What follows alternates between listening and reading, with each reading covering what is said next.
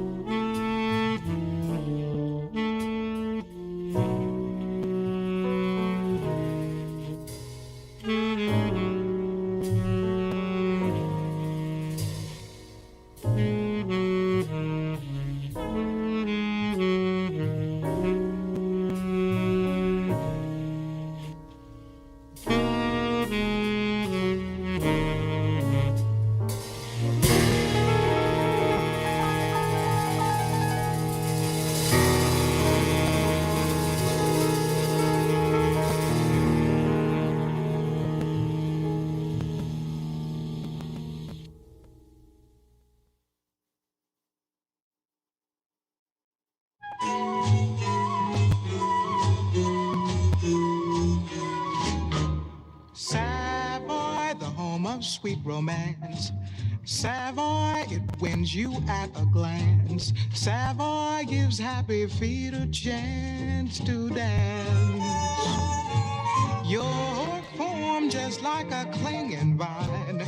Your lips so warm and sweet as wine. Your cheeks so soft and close to mine, divine. How my heart is singing while the band is swinging.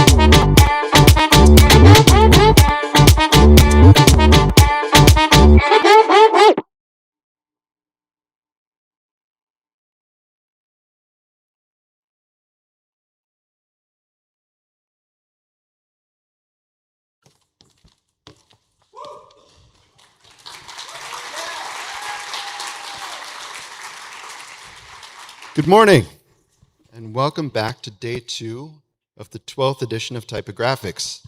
So we hope you enjoyed day 1. Really fantastic lineup. And we have much more in store for you today. Soon we will see the lineup of speakers for today. Here's the Wi-Fi information, although please pay attention to what's on the stage. There will be short breaks before and after lunch, and also a nice long lunch break. All right. Yes, breaks are important. Don't forget, we have amazing exhibitions across the street. You're going to see Type at Cooper, what people have done since then, and ACAL, a typographic atlas. There's also an amazing exhibition upstairs in the library of the history of Black graphic designers at Cooper Union. Do not miss that. Fantastic research and beautiful stuff to see. We have a book fair. What could be more beautiful than buying books you love from people you love? Breaks my heart. I love it so much. Look at these people. Who else do we love? We love our sponsors, and they love you. And we're going to hear a few words from them, and then we'll come back for our first presentations. Okay? See you in a minute. Soon.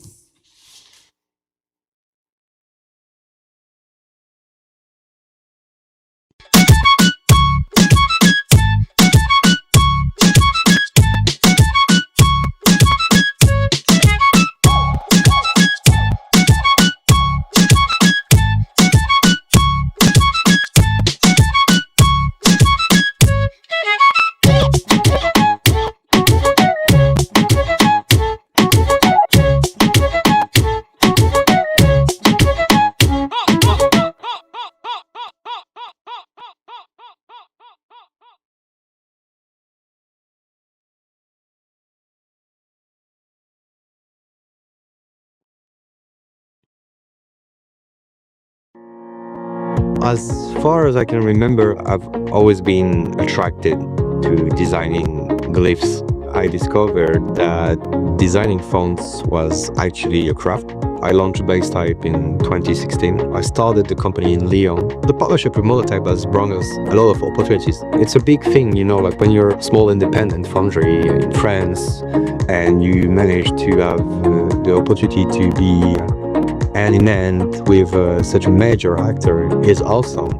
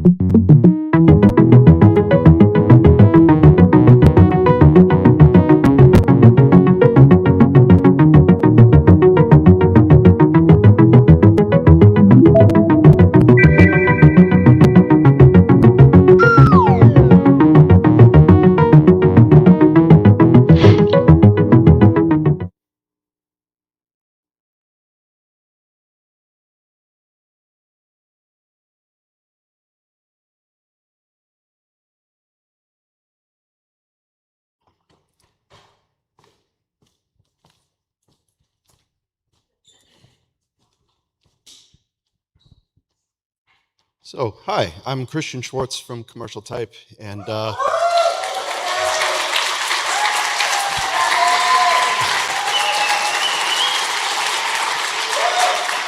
thank you. And I wanted to thank Sasha and Kara for asking me to be a guest curator this year. The program has been great. It's been a lot of fun being here, and they let me invite some good friends of mine. So that's been really fun. So the first of those friends you'll see today is Richard Turley. Richard Turley is an English graphic designer whose irreverent work has changed print culture forever. Richard was an art director at The Guardian in London, where we first met as junior members of the redesign team some number of years ago. Then he moved to New York, where he turned Bloomberg Businessweek into a hub of experimental storytelling. Since then, he's worked at MTV, Wieden and Kennedy, and various publications. Today's talk is going to be about Civilization, which is Richard's broadsheet newspaper from and about New York. How do you work with type as your only tool? How does overwhelm become a design decision? How do you hold a grid in your head while throwing it away on the page?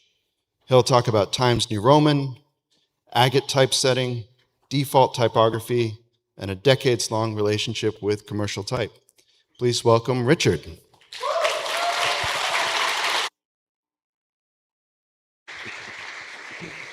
Careful with the mic. Hey, thank you, Christian. And I felt a little emotional just sitting there, actually, just standing there, because, I mean, really, this talk is I said it would be about civilization, which is this enormous kind of broadsheet newspaper that I do, which I will come on to talk about, I promise. But really, it's a kind of a love letter to commercial type. It kind of came on this way. And as Christian very nicely kind of situated, it all started at The Guardian. I put the date on just so I'd remember it, 2003, when I met Christian and Paul for the first time. Mark Leeds, who is joining us today, was also involved in this project, who's someone who I've worked with since, well, actually, I met Mark on my very first day at work, after I kind of graduated school. So it's a story about friendship as much as it is about typography, but we're definitely going to be talking about type as well. So I'm working kind of on brand. Anyway, at The Guardian, I was given, we did this kind of big redesign project with Mark Porter. After we did the redesign, I got given the kind of daily magazine, which is called G2, and this is really where I learned really kind of how to be a graphic designer, honestly. And because it was a daily magazine, it was all about speed. So this was kind of very much my kind of training ground. This is where I learned my craft. Here's some spreads that I did way back when. This project led me to get a job at Business Week.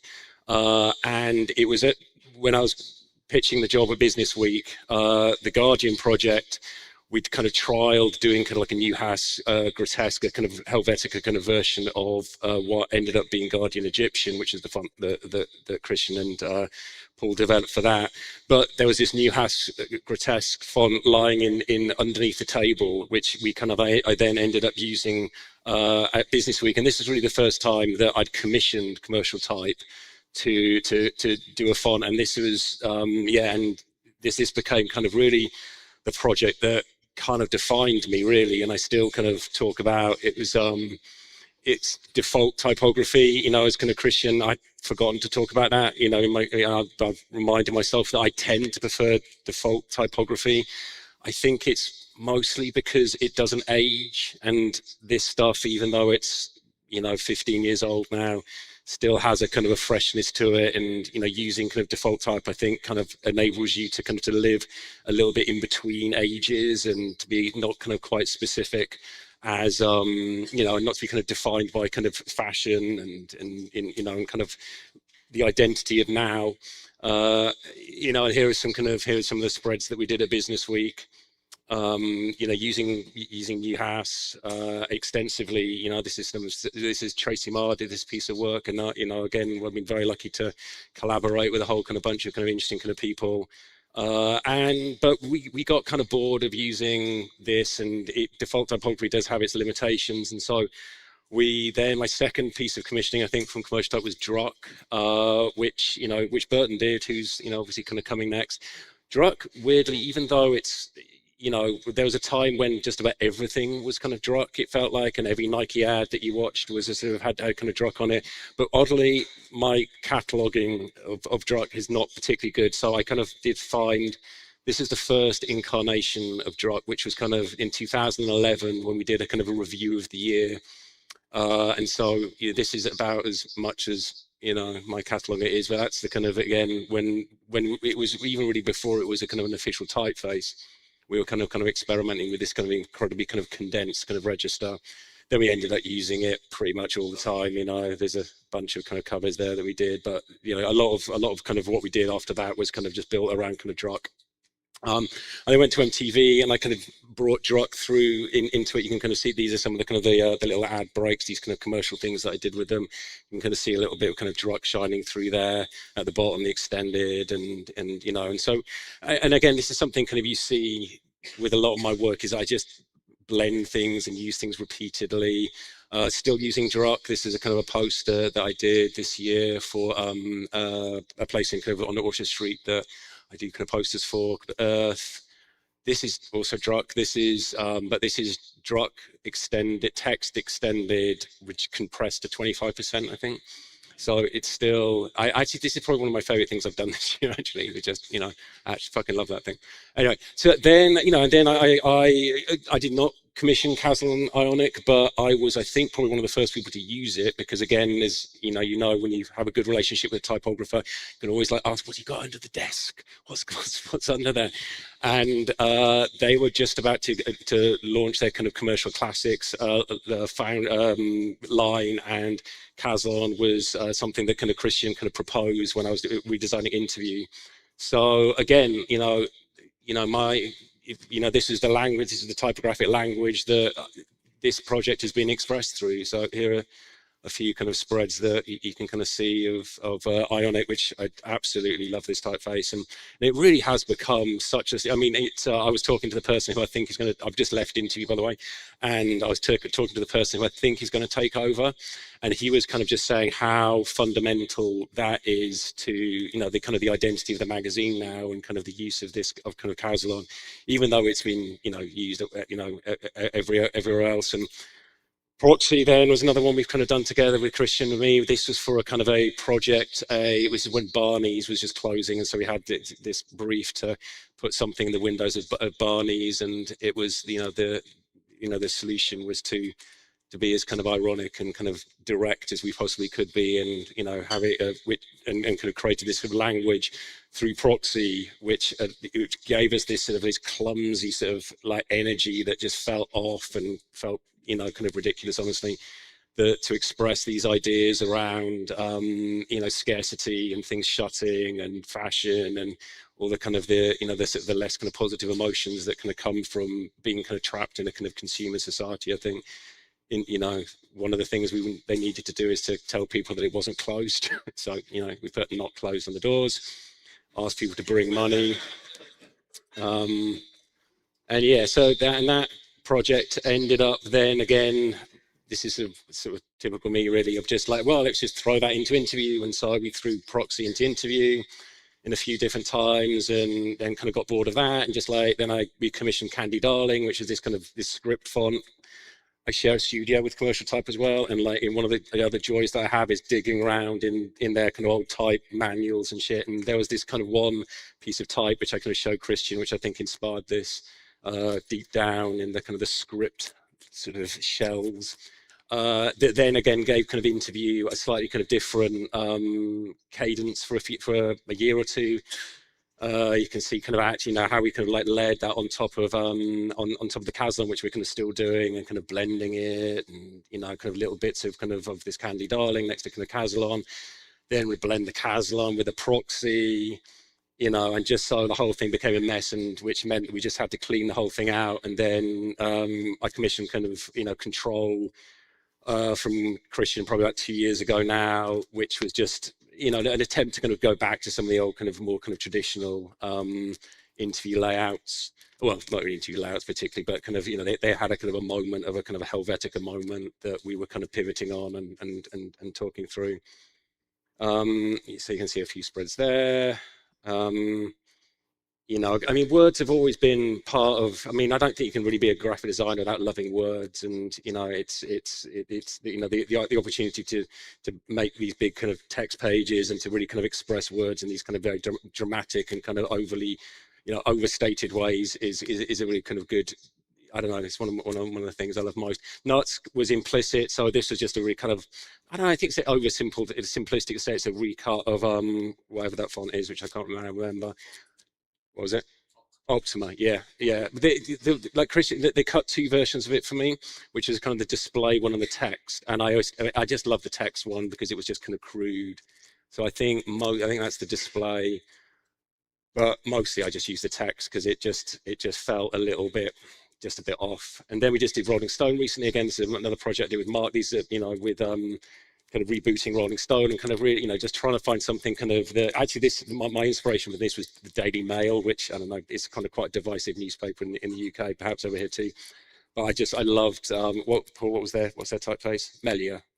So this was kind of like a sort of the inspiration for this from my point of view was Melia. I think Christian kind of and the Commercial Type guys took on a slightly different journey. But again, we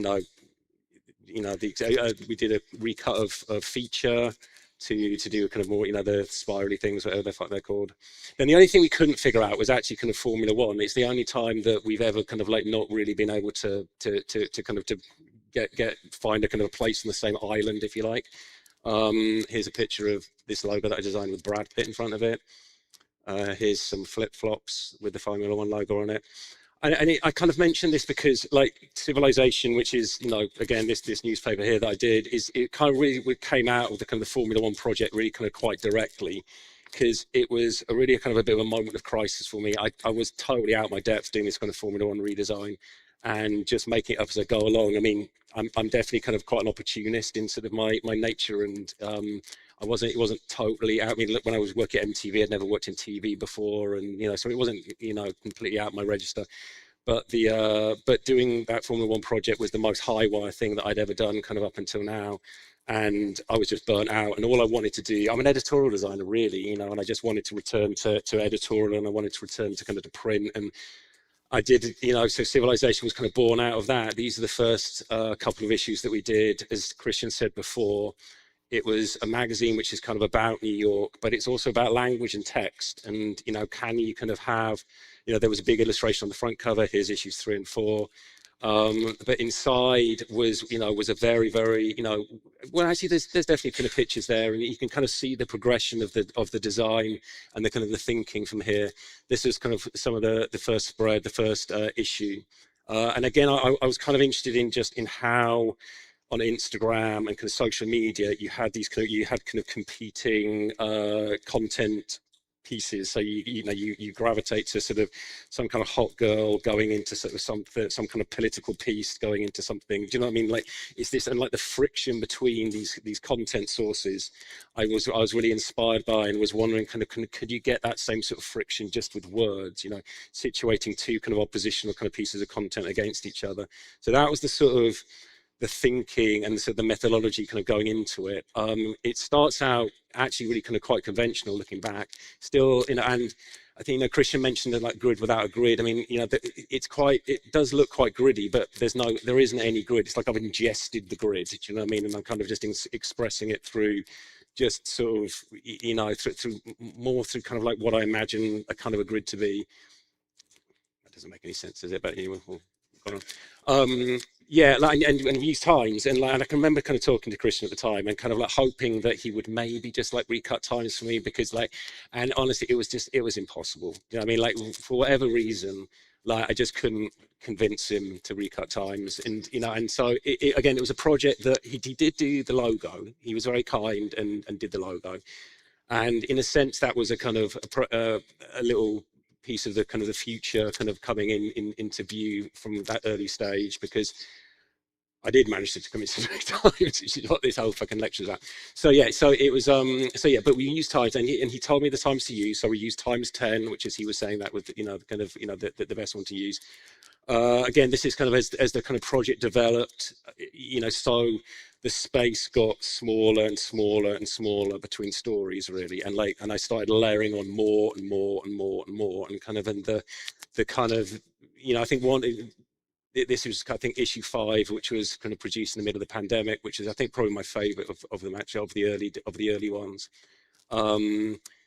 Yeah, I mean, again, you can see the density is getting more and more frequent, starting to kind of play with the type more, really kind of thinking about the kind of the shapes of things and how they kind of interacted and kind of locked together. Like piling on more and more and more, and kind of, and just sort of like fucking with the grid more and more and more. Yeah, I mean, and eventually this kind of enormous infographic again, that sort of teases sort of where the project kind of ended up going, with these kind of this is kind of a map of New York at the time. This then was the sort of the last, the kind of, I think, issue 6 or 7 or something, I can't remember. This was kind of this slightly after the pandemic, and this is when my own mental state was pretty fragile, and I just also kind of like hated the project at this point and just wanted to destroy it. And so I thought, okay, the only way to destroy it is to, well, the only way to destroy it, I just have to break everything, and just so I totally lose interest in it. Because I think for me, I don't know, I just need to be interested in the things that I'm working on enough to kind of to sustain me throughout it. So yeah, so it was even more pilot, even more layering, and just more and more kind of words and kind of creating shapes and kind of pictures out of these kind of these forms. And kind of just again like how many things can you layer on, and I thought that was the end, I genuinely kind of thought that was the kind of the end of the project. But then I was kind of taught, I got convinced by my kind of partner who was doing who I do kind of commercial who I do civilization with, to kind of do another one. And Paul was just like, I think the thing is, you just like, he was asking, well, what project can we do with you next, or something to those effect. And I was saying, well, I've got this civilization thing. And he said, well, maybe we just sort of like, we're just looking at the wrong times. And so he kind of then proposed looking at this kind of agate version of the times from, I don't know when, it's in the 19th century sometime, I guess, like most things with Ghost which kind of, and I thought of that and looked at these and just thinking, okay, well, if I had this type doing those layouts, that could be good, because I could just eliminate all the space. Do you know what I mean? So it could literally just be not, it would just be a complete kind of attack. So this is kind of what we've now kind of turned like sort of civilization times, where you can have these kind of the ascenders and descenders kind of contract. You have this kind of, this kind of agate option, or this would be the kind of the normal kind of text display option. There you can see it in kind of the bold. And then you can negatively set it. I mean, I've never used type before where you can kind of like negative set it. I mean, ironically, you can, you would use the kind of the shorter one there to, but it's so short you can actually kind of like use the extended, the more kind of extended version there, even though actually I think that's probably how I typeset that. And then, so this is civilization. So this is the kind of the version of civilization done with this kind of civilization times, which we, this sort of, it turned out not actually to be much more of a kind of revisitation of earlier issues. And I kind of definitely, you can see there are kind of moments where I kind of bring in, the really kind of chaotic one. But I was kind of more driven by someone of my, Dean, because he's a good friend of mine, saying I just wished he could read the last one a little bit more. And I was quite persuaded by that, because I do quite like to think people to read things. So it was definitely kind of, a growth, more kind of conventional kind of typesetting there. Again, just like this layering, and just like how you can kind of throw different stories at each other and kind of dial up meaning between stories. We do a lot of kind of charts and infographics. The page on the left was, I think, my favorite page in the magazine, which we can kind of do a little study on here, which is by far and away kind of like the most boring of all the kind of the pages in some senses. But I just love, the boringness of it. And I also kind of like love, just from an editor's kind of point of view, how we kind of just chained up this kind of piece of text. And so we're kind of using that same idea of kind of putting clashing story types next to each other, but in a much more kind of like, in a much more kind of closed form.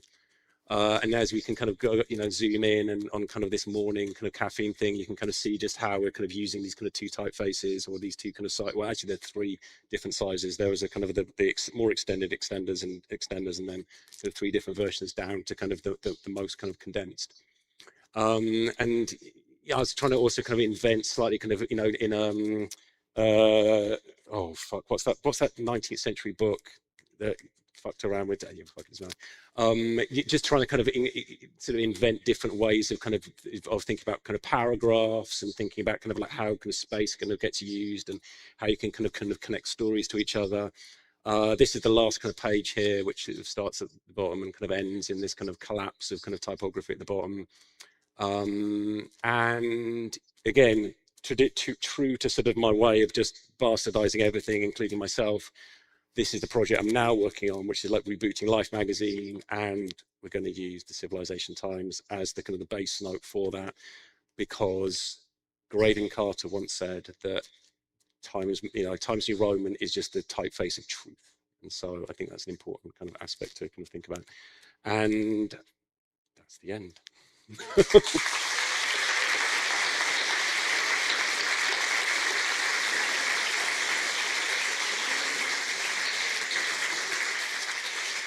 Do I just come down?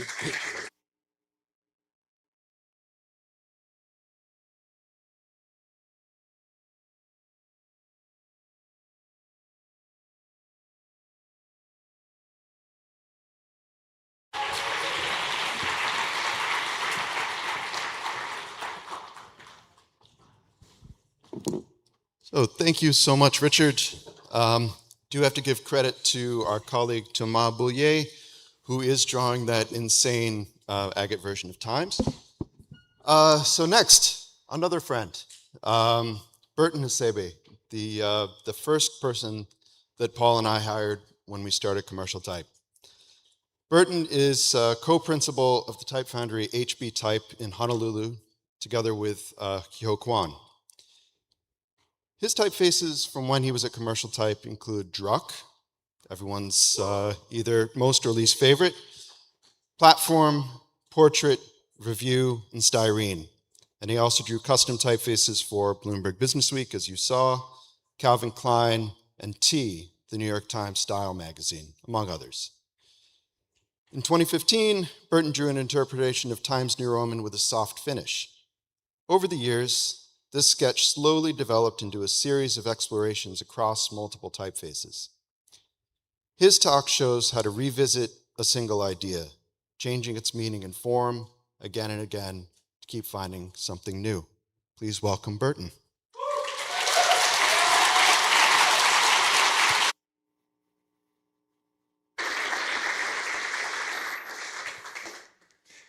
Hi.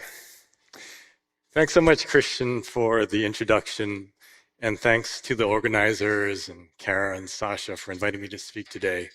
It's a huge honor. I'm Burton. I'm a type designer who used to live here in New York and am now based in Honolulu, Hawaii. And with my partner, Hyo Kwan, we're about to launch our foundry, HB Type. To show a very brief overview of my work, I've designed various custom typefaces like PS1 Slab and Sans, drawn for MoMA PS1 in 2021, or typefaces like Carnegie Soft, drawn for Carnegie Museum of Art's New Identity in 2023. And I've also drawn a variety of retail type, released primarily through Commercial Type, with the exception of Alda being released through Emigre. And over the years, I've also been slowly chipping away at a collection of typefaces to be released through HB Type, some of which are shown here. These typefaces all have different stories, and today I'd like to speak a bit about a bit of a nebulous and open-ended design process, a series of explorations that started over a decade ago that resulted in multiple typefaces and culminated in 3: HB Hue, HB Set, and HB Items. And this whole process revolves around an exploration of finish. And by finish, I mean the surface qualities and details of a typeface, the clothing around its body or the meat around its skeleton. In the past, I've used finish as a means to explore different aspects of type design. Like in 2008, I designed the typeface Alda as my graduation project at the Type and Media program at the Royal Academy of Art in The Hague. And Alda is a typeface family that explores how weight may be expressed beyond the width of a stroke, with each weight taking on material qualities by changing the details in its finish between each weight, and using these detail changes to emphasize each weight's inherent qualities with a smooth and curvy light and a chunky hard bold. The explorations that led to these typefaces started 5 years later, when the artist Champyo Lee asked Hyo and I to design some lettering for a project he contributed to the 2013 Queen's International called the Bureau of Borrowed Objects, or BOBO. The Bureau was, quote, a temporary agency that invites museum visitors to submit their personal objects for evaluation, which are then judged qualitatively and quantifiably based on their assumed value by both artist and owner. Chan wanted the letters to feel a bit like a pawn shop, and that he wanted the letters to feel a bit amateurish or crude. So Hyo and I thought we'd use a default, ubiquitous, maybe even bureaucratic typeface like Times and make it feel lo-fi and degraded by putting a stroke around it. I like that putting a stroke on Times actually gave it a crude finish that was opposite to what Times itself was known for, something refined, sharp, legible, and institutional. And I wondered if I could draw a typeface based on this idea. So I tried a first pass, shown at the bottom, but ultimately found it wasn't as charming as Times with the stroke applied. I also wondered if this was meant to be kept as a one-off lettering instead of a systematized typeface. So after Chan used the lettering, I filed this away for a bit while I worked on other projects. And over the next 5 years, a slow accumulation of context helped to nudge this idea along. The first bit occurred a couple years later in 2015 when I visited an exhibit of the 15th century Venetian printer Aldus Manutius at the Greuler Club in Manhattan.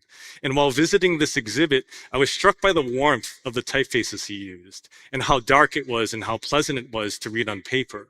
And this gave me the desire to create a text typeface that had a similar warmth and darkness. I thought that this could be what was missing in my first sketch of the Soft Times, which was to make a Soft Times drawn for text sizes. I quickly drew out a test word, and this resulted in a significantly heavier version of Times. I tried different weights and widths, but after working a bit, hit a wall and wondered if there was a way I could keep pushing this idea or design.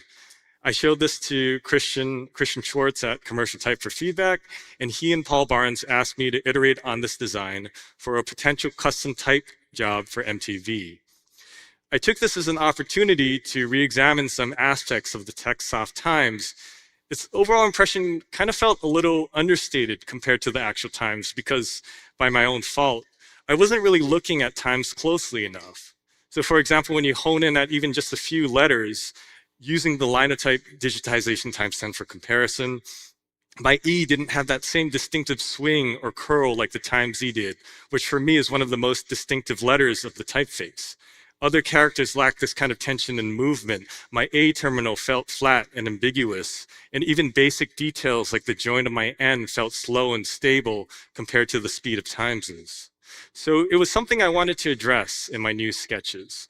The brief was fairly open-ended, so I thought, well, if I'd like to make the letter forms more expressive, maybe I could try drawing a version for large display sizes, which often allows for letter forms to have more personality. So here's the original at the top and the new display version at the bottom. And oftentimes when you design a display version of a text typeface, you space the typeface tighter, shorten its serifs. And this tighter spacing allows for tighter apertures and other characters, in this case, the A and the E on the bottom, which allowed me to bring in the tension that I was missing from the original Soft Times, looking again at some select characters with tighter curled in terminals on the A, more aggressive joins on its N, and a more expressive E. After drawing out the rest of the other test characters, the display version's texture felt a little more new to me, something with, I thought, a little bit more of its own identity. I kind of liked it as a display. But unfortunately, the project was canceled, and I got my designs to do back as I wished. I tried expanding it out to more weights, but I was still uncertain about the typeface. I needed more context, and certain details like the S terminals here felt a bit unresolved. At the time, I couldn't quite figure out what I was looking for, so I put it aside again and came back to it a couple years later when Gabrielle Lamontagne emailed me about a rebrand that she was working on. She was researching American display typefaces from the 70s and looking for a C similar to the C from Braden Bode with this type of large teardrop terminal. And I immediately thought of the Soft Times. I increased the contrast a little to match Gabby's reference material, and the next day sent an in-progress screenshot over to Gabby, who shared it with her team. The team had an immediate request to make an uppercase C with a teardrop terminal, so I applied this across different weights, and this direction was eventually chosen. Together with Lisa Smith, Rick Bradshaw, Joachim Janssen, Gabrielle Lamontagne, and under direction by Leyland Maschmeyer, we worked together to refine the typeface by fine-tuning the details like weight, proportions, and contrast. But some of the bigger, most beneficial changes to the typeface happened in other letters, where context really helped to give it its own personality. The typeface became more curvy and exuberant to fit the brand, resolving ambiguous areas of the previous version, like the S terminals and G ear. In the end, I drew an uppercase and lowercase, numbers and a handful of punctuation, ending up with the typeface appropriate for the brand, fluid and mimicking the texture of yogurt, and again, having a distinct C. Now to zoom out a little, in 2017, Chobani wasn't the only version of Times that I was drawing. At the time that Chobani was happening, I was also working with Christian Schwartz, to draw a set of new typefaces for the redesign of T, the New York Times Style magazine, led by Patrick Lee, Daniel Wagner, and Harry Gasso. One of these typefaces was Facts, later renamed Feature, and it was drawn for a completely different world than Chobani. It had sharp, compact serifs and low contrast joins. It had flourishes and carried a completely different tone than Chobani's type. But it was interesting to draw two very different versions of Times at the same time. And it was here that I started thinking to myself, well, why not keep iterating on this? Because in addition to drawing multiple versions of Times, I was also drawing other serifs with a soft finish as well. And over the years, I began to expand on Times and softness by drawing multiple versions of the two themes. This was a little different to how I used to work, where I'd previously just worked towards one honed version of an idea. But I remember having a conversation with Hyo about this, like, why should I need to choose? Why not just draw them all? And because they, because they all had different uses, and there was not one superior version of Times or soft serifs that I drew, just like different versions for different contexts. And from these versions, HP Hue was the next typeface where these themes once again overlapped.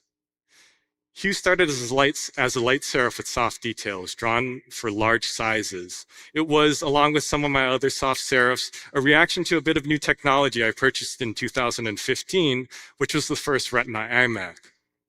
For anyone who remembers, the new resolution jump in the Retina iMac was pretty jarring, with its PPI, or pixels per inch, approximately doubling from what was before it.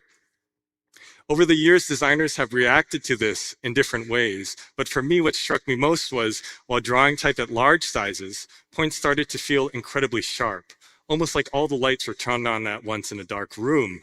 I began to fixate a bit on details and terminal shapes that I never once paid mind to.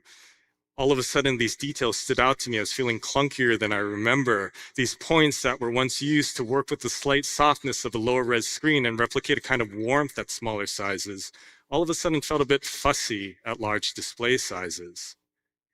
And thinking that Hue would be drawn for large display sizes, I realized I was missing something about my previous monitor's resolution.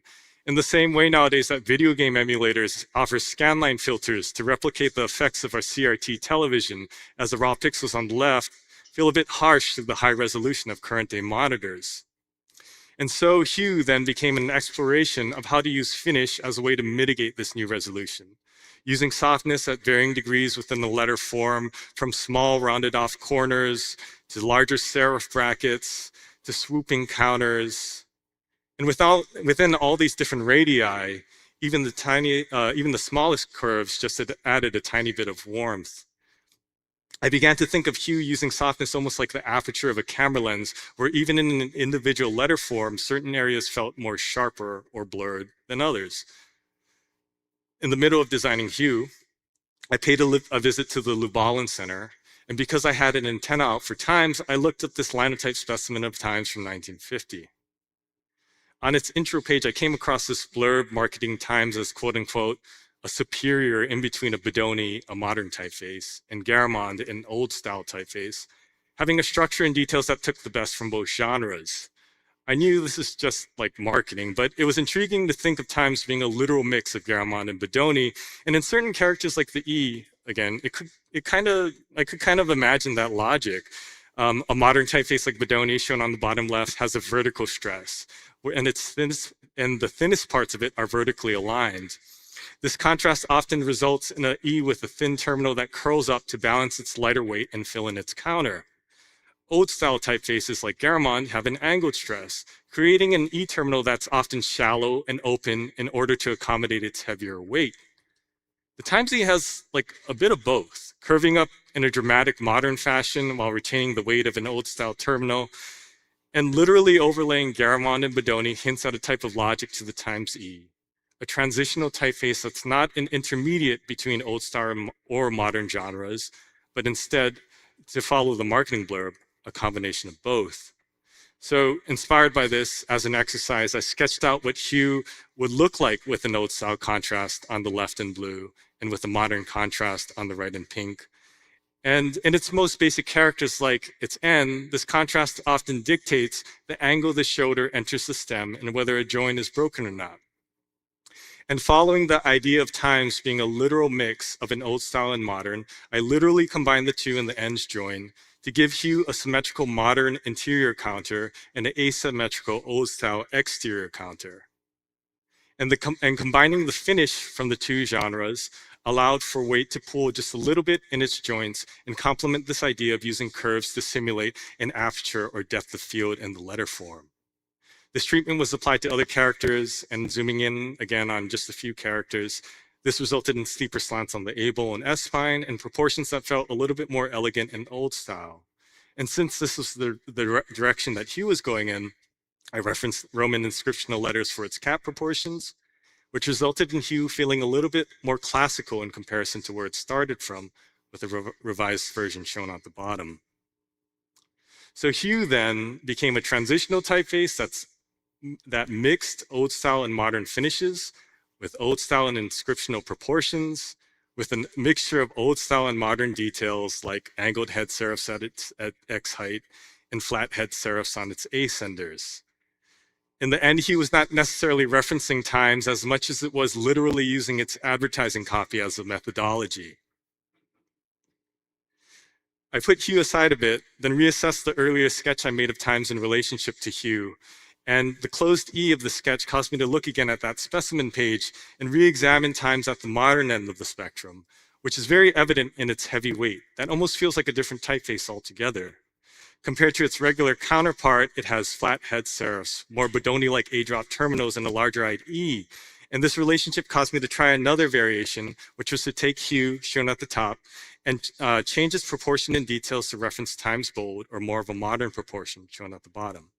This resulted in proportions and details that were more uniform and simple, less expressive and more utilitarian, and I decided this version should be a separate typeface, and named it Set. And because Set's details and proportions became more uniform, I simplified the speed of its finish as well, giving it a more consistent softness, and at the time I thought it was like a powder coating. And comparing the two, with Hue at the top and Set at the bottom, Set is much quieter, a little more simple and clean. I continued to work on Hue and Set simultaneously, expanding out their weights and juggling the two designs. And in the middle of all of this, in 2018, we took a trip to Japan where, while walking to the Meiji Shrine, a nondescript place marker caught our eye. Something about the narrowness and warmth of these letters stood out to me. I also loved the heavy hyphen. The contrast in one reminded me of times, and I thought, well, why not just draw another version, a loose version of times based on these two numbers? I thought I could use the soft finish I've been sketching with to make its imagined spiky serifs less jarring, and this was the start of HB items. I quickly sketched out the 16-1, made it a bit heavier and the hyphen even more exaggerated, sketched out the numbers, added uppercase and lowercase test characters, and slowly started filling in the rest of the character set, eventually working with Fanny Hamlin to complete it. I added weights, italics, and by the end of it had 3 typefaces that explore the idea of times with the soft finish in different ways, with Hue being the most expressive, Set being the most utilitarian, and HB items being the most graphic. I also added italics, which further accentuate the character of each typeface, with a minimal, expressive old-style italic for Hue, a plain, almost slanted Roman for Set, and an aggressive italic with geometric details for HB items. Time passed, and as I've added to these typefaces, I never bothered to track down the actual typeface that was the starting point for HB items. The point I felt was to imagine the rest of the typeface, and I almost didn't want to see the original because I didn't want to be unconsciously influenced. I didn't give much thought until 2020, where after the first wave of the pandemic, my family relocated to Hawaii, and I found myself cleaning out my childhood bedroom. After sifting through old cassette tapes, I found a cherished copy of Neon Genesis Evangelion, an anime I was a huge fan of in my teens, and it reminded me to revisit Peiran Tan's incredible Fonts and Use article about its typography. And looking through the article, I appreciated the gestures that made its design so iconic to me, typographic details like its use of a squeezed times. And as I looked through, my eye stopped at this image. It was here that I spotted these numbers that looked familiar. And I then realized that the numbers were the unidentified font that I encountered in Japan. The numbers were not in fact from times condensed, but were Latin letters from the CJK typeface Matisse, specifically the UB weight, initially designed by Francis Chow in 1992 and released through Fontworks. But for the sign, the typeface was mechanically squeezed 65%, which explains the heavy hyphen. And even though Matisse is a well-known typeface in Japan, I'd like to think that between the mechanically squeezed letters and my imagining some sort of alternate universe times condensed, I had inadvertently made a tribute font of sorts to my favorite childhood anime. Typefaces are funny in that because their production can take so long, there's a lot of memories tied to their design process. These typefaces live with you and accumulate these references and chance moments that's hard to convey or talk about. And it's funny how when you're jet lagged and halfway across the world, a squeezed nondescript number can make you stop because it somehow fits into a series of explorations you started years before, or strikes you with a quality and finish from a different era that you like but can't put your finger on. And if you keep ideas around, they can be used when the time is right. And if you revisit them, give them time, and slowly iterate on them, they can exist to be used by other designers in other contexts. A typeface can have only so much meaning until it's used, and I've been lucky that over the years, people have gotten in touch to try them out and use these typefaces in different ways, allowing them to finally find their place over time and complement different designs or projects, applications, contexts in ways I could have never imagined.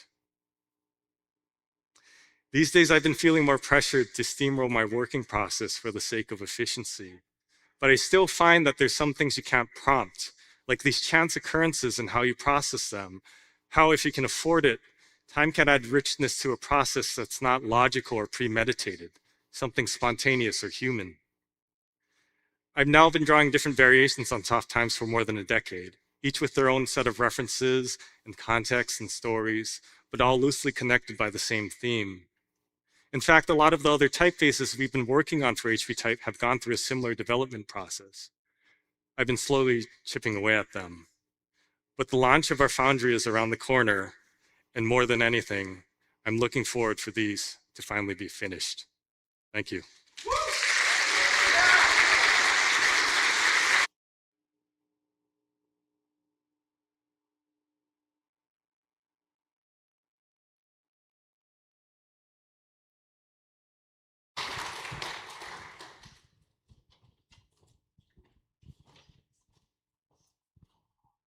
Thank you so much, Burton.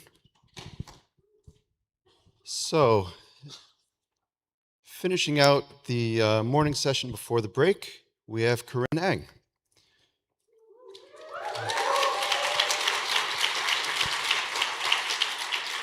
Corinne is a graphic designer and type designer from the Philippines and Hong Kong, now working on Andrea Tribuco Campos' team at Pentagram here in New York. For Corinne, graphic form is a shared space for communities and memory, creating identity systems, typefaces, publications, and illustration. She's collaborated with Carnegie Mellon, Isometric Studio, Ono Typeco, Studio Alana Schlenker, and Vogue. According to Corinne, designers are persistently taught to pursue legibility. To reach this goal, we struggle to speak universally, directly, and efficiently. But current ideals of legibility can come at the cost of other forms of expression. Corinne's work exposes different sides of the story. Please welcome Corinne.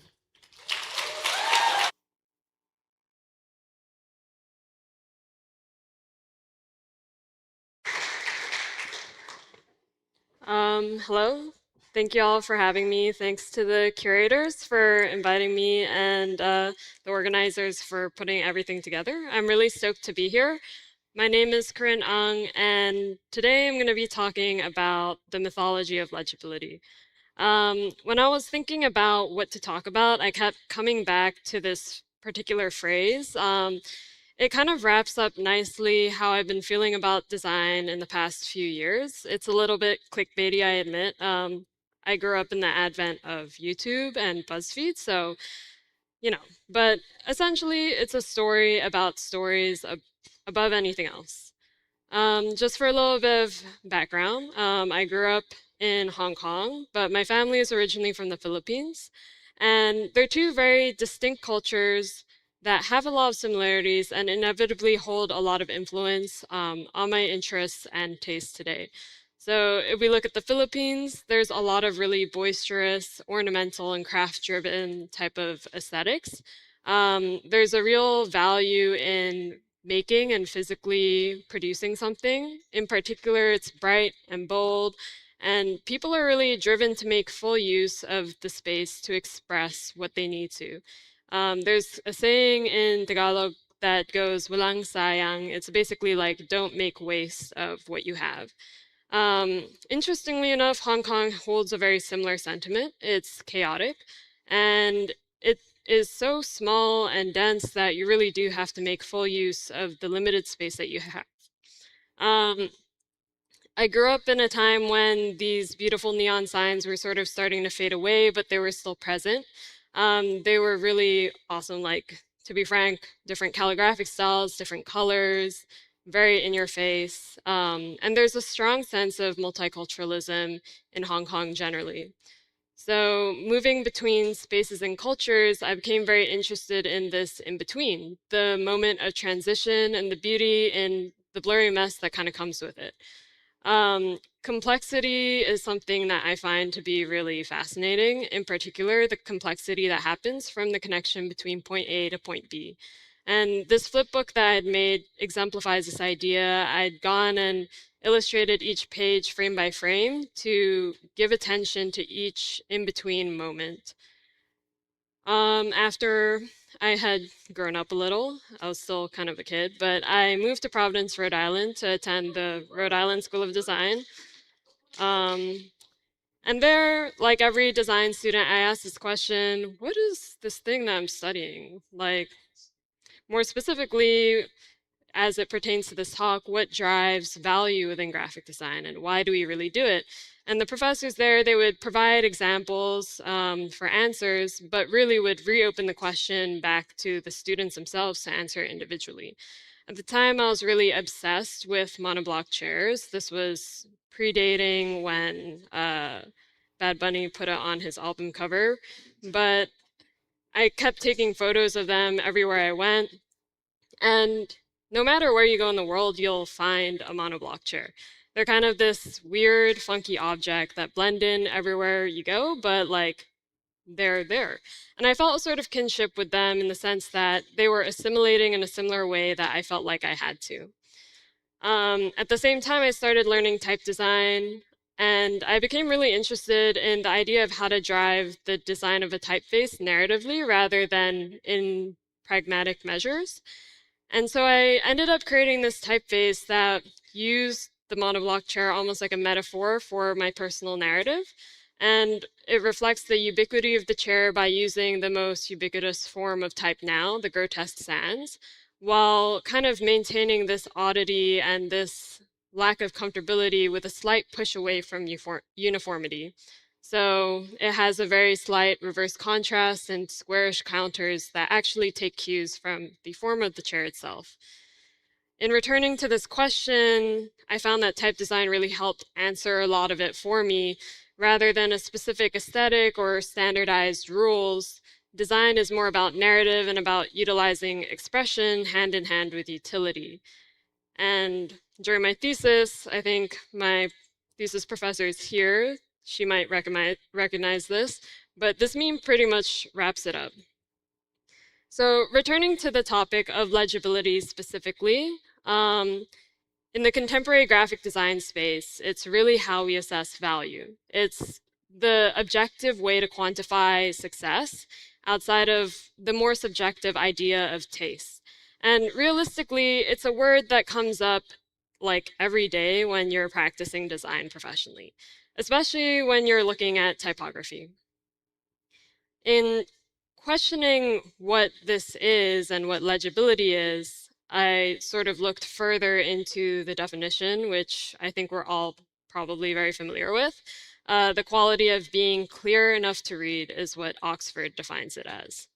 So ultimately, I'd really like to challenge this definition through this talk and through my work generally. And looking back at these manuscripts, they are essentially what are made for long form text. Now we don't perceive them as that, but during the time, these were highly legible. And this is what someone would have probably spent their back hunched over reading for hours. So to any person now, this is very much hard to read with ease or clarity. You'd probably have to sit there and try and figure out exactly what the different forms are saying. And what was once legible is now illegible.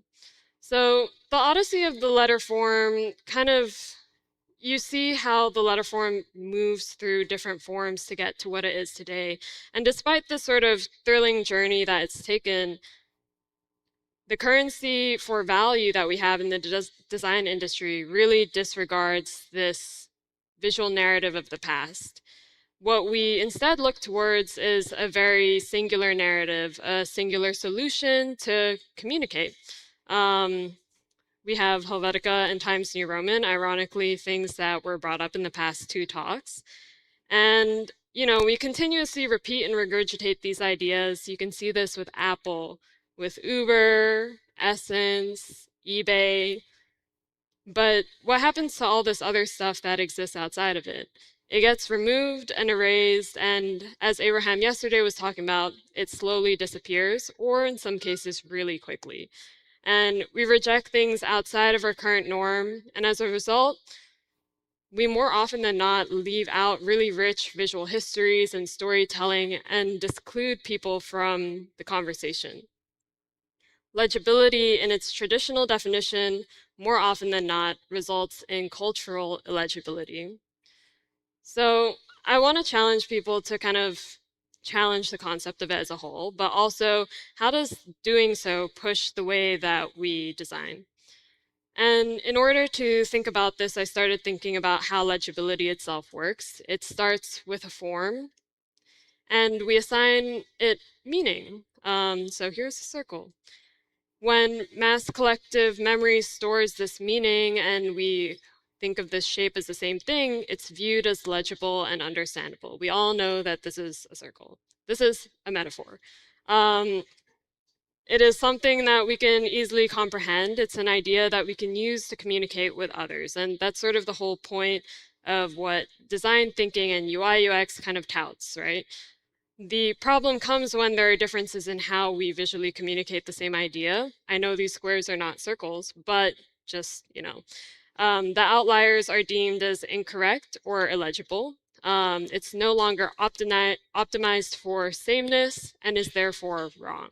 It overcomplicates things in a world looking for simplicity, and that's how we lose a sense of hyperlocality and that community that we find with other people that are close to us.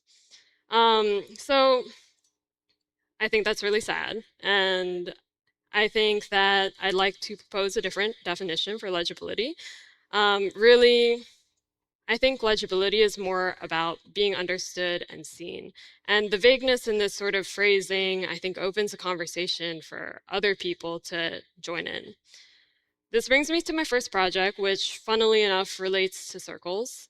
So last year, Triple Canopy, a digital publication, reached out to me about making a identity for their 30th issue. They said, hey, the theme is holes, and that's about it. They gave a little brief aside from that, but amongst the sketches that I'd made at the time, the one that seemed most interesting looked at how we can turn nothingness or holes into content and form. The rough concept used the counterforms to drive the actual form of the letter, creating form in the absence of it. It created a variable typeface that modulated between styles, holy and moly.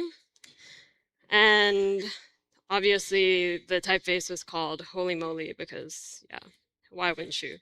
But here it is animating. And it became a typeface that uses the world outside of standardized norms of legibility to extend how much expression the letter form can take on and what you can really do with it. As a part of this project, you know, I made some image treatments that involved collage based off of light leaks and black holes as a way to connect different images for the different articles. And Tiger Ding Sun then took the overall visual system I had made and applied it across their 30th issue. So the type was usable in a systematic and pragmatic way where you're able to carry out a traditional sense of hierarchy. You have the titles in the Moli style and the names in the Holy style. And in other cases, the variability allows you to highlight expression and humor, like in the scene that they had made. Of course, being a publication native to the web, the variability in motion adds a sort of tone to the actual articles themselves.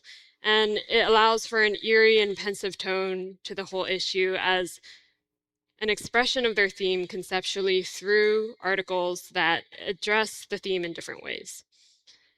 At the same time as working on Holy Moly, I was working for the CMU School of Architecture and Carnegie Museum of Art on a exhibit publication based kind of like talking about American public schooling, past and present.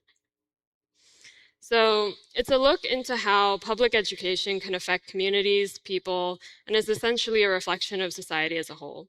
The project contained very educational content, and what I really did like about it was despite the content being academic and long, the curators didn't really prioritize clarity, but rather they wanted expression and connection to be the main thing that we focused on in the initial stages of producing this publication. So they allowed space to design within the blurry, messy in-betweens, which I thought was awesome. The exhibit was local to Pittsburgh, but focused on specific case studies in the city as a way to understand public schooling in America as a whole. And we started the project by looking through these archival images that they had collected through 2 years of research that came from the specific schools that we were looking at. So I ended up trawling through probably what was like maybe about 100 or a couple hundred images, and on the surface they were a bit plain, but when you start zooming in, you kind of start noticing these typographic textures that give character to these schools. You have these rounded sans serifs that exist within the architectural plans of the schools and also within the classroom. They have a similar sort of history in how they're produced. You have very regal serifs that are carved into the facades, the more collegiate octagonal type that we all understand to be American high school type vibes. And last but not least, like if you zoom in even further, you get a sense of the hand of the people that are actually there. The drawings of the kids, the writing on the chalkboard. All in all, it made me interested in doing something that a lot of people would maybe say, that's a bit too much, which was combining 4 extremely different typefaces in a singular place. So altogether, the book was separated into 3 sections. 1, commissioned essays, which is that sort of red part at the top. The second part was case studies on Pittsburgh's schools that include histories from community members. And the third was the bottom green section, which were lesson plans that framed how you would interact with the artwork in the exhibit. The histories of the schools included these really beautiful drawings from the CMU School of Architecture students. They'd made these axonometric drawings of the actual high schools that we were looking at. We used these hand-drawn letters for names and expression across the entire publication. Footnotes filled the margins like notes that are crammed into the margins of a textbook. Image captions take on the form of hand-drawn scribbles and doodles instead of being a boring straight line. And lesson plans each took their own unique typographic layout, depending on the artist's intent on how they'd like you to interact with the art. But everything always tied together with typography. So the layout of the type on credit pages and the more informational pieces also took on something that felt a bit more like a school form. And we produced a custom typeface because I had stupidly decided it would be a great idea to do hand-drawn type for over 200 pages. Which, you know, OpenType makes it very handy. You can kind of create and emulate that variation in texture with it. But all in all, I think finding the value in navigating the illegible in-betweens of two worlds brings me to this last project. It's a personal one called Panday, focused on the feeling of home. And, you know, in both the Philippines and Hong Kong, I'd really looked at these types of window grills very often. We moved a lot, and looking at them made me think of home. So I was really interested in taking these forms and turning them into letters. I had a friend help create this animation. Sound was not in the budget, so there's no music. But yeah.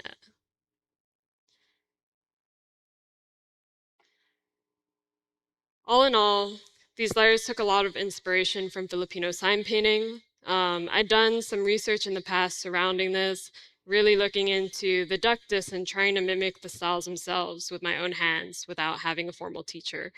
And the general attitude and sentiment of this practice translated over to some of the rough sketches that reinterpreted the window grille's forms, which then led to digitization.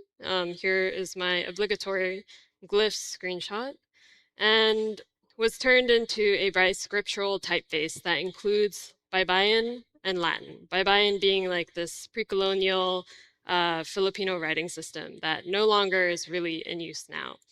The type is characteristic and bold, not in weight, but in sort of character, and includes diacritics, numerals, and punctuation. But the real question for me was, when I was making this, why should I bother doing a biscriptural typeface? Especially when most Filipinos now are not able to read the writing system. And so in a way, I was making something that is illegible in the context of the culture it comes from. And for me, a long time, like, I would think about making bye-bye in typefaces, and I'd be like, I don't know, like, exactly what the point would be. But it was a good challenge, carrying form between the two scripts. The answer to that sort of question of why should I do this sort of came out of letting the forms that were present in Baybayin, which is a very round, kind of curvy, curly script style, take the lead, which created a distinctive flavor in the Latin styles that treads the lines of standard legibility very carefully. In a world where illegibility means expression, I'll take illegibility any day, because to me, it's not illegible if you're seeing and understanding with specificity. In calling legibility a mythology, I'm not claiming that there's falseness to the concept of it, rather that it's a story that is driven by human perception, and there's a lot that we can do to reframe it for ourselves. So I'd like to end on these quotes from R.F. Kuang's book, Babel, which is about language and understanding. There was no innate, perfectly comprehensible language. Language was difference, 1,000 different ways of seeing, of moving through the world. No, 1,000 worlds within one. That's the beauty of learning a new language. It should feel like an enormous undertaking. It ought to intimidate you. It makes you appreciate the complexity of the ones you know already. And so I think embrace complexity, because to design is to understand and see, and it's the designer's responsibility to create spaces of care for communities and people. So on that note, I'd like to thank all the people that have given me guidance, been involved, that I've met recently even. All amazing people, very thankful. And thank you to you all.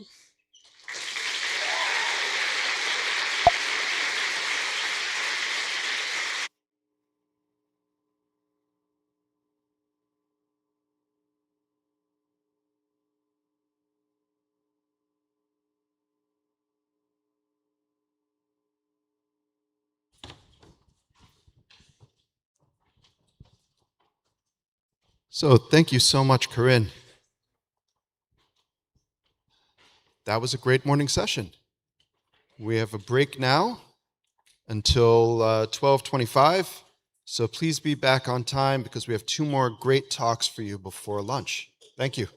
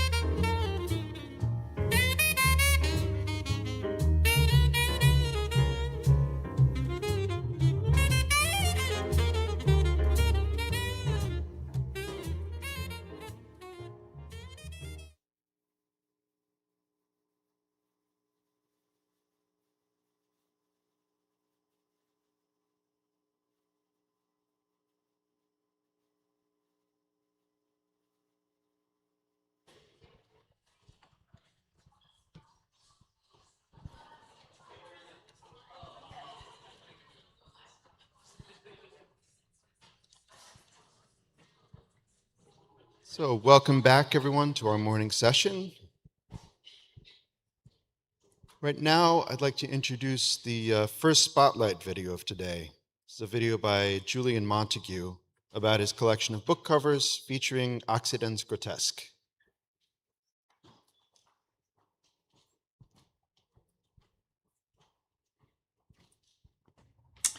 My name is Julian Montague, also known as Montague Projects. I'm a graphic designer, artist, and Bertold Axton's grotesque medium enthusiast. I'm going to show you some examples of Axton's grotesque medium in use in the book cover design work of Rudolf Taharek and the husband and wife team of John and Mary Condon. These are bodies of work that I think deserve to be more widely seen. Axton's grotesque was originally released in 1898, 59 years before Helvetica. It's the slightly softer, more disjointed grandfather of the mid-century modernist typefaces. Rudolf Taharek was an influential designer. He also taught at Cooper Union. He designed over 300 covers for McGraw-Hill from 1960 to 1965. I own about 60 of them and maybe seen another 30, so there are many more out there to be found. Almost all of Taharek's covers for McGraw-Hill are consistent in the placement of the logo, which he designed, and in the use of Axton's grotesque medium, and in that they were limited to 3 colors, and his credit is always in the lower right. He's most known for his covers that use abstract or geometric illustration to represent complex ideas. And he has a number of illustrations that are abstractly or vaguely anthropomorphic, images that are just barely representative of the human form. He also has a lot of more direct representation in his illustration and in his photographic work, or photographic manipulations. He frequently used like high contrast and halftone effects, and a lot of other inventive photographic techniques. And he also used historical sources, prints, engravings, and so forth. And also has a number of covers that are created just using type, which are less interesting to me. But the ones where he warps or tears them are quite good, and using techniques that were a lot harder to do back then. John and Mary Condon were a married couple that worked as a team, both mentored by Taharek. It's not known how many covers they designed in their career, or in particular for Simon & Schuster imprints. I own around 50. I've identified 65, but there are surely many more out there to be found. The Condons did not exclusively use accidents as Taharek did, but they used it a lot, and they had a tendency to set it very tightly in the close but not touching kind of way. They're similar to Taharek in the use of minimal illustration and photographic techniques, often taking representative imagery to its limit. They also used geometric forms and a number of other approaches. They experimented with techniques like crumpling and rephotographing graphic elements. And then they sometimes used photographs in a more straightforward kind of way.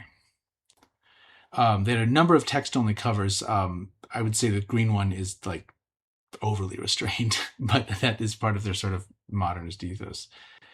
And they also manipulated type in various ways. If you're wondering if I use Axton's grotesque medium in my work, the answer is yes, like way, way too much. Thank you.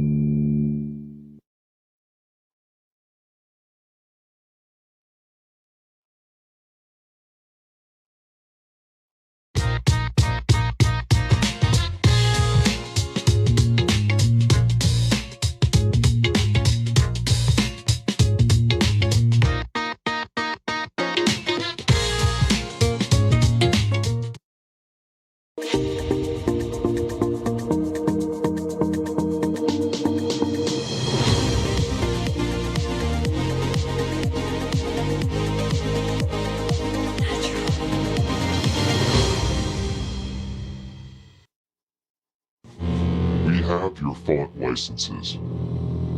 If you ever want to see them alive again, prepare funds and follow instructions at typesyndicate.com. If you call the police, we will kill them.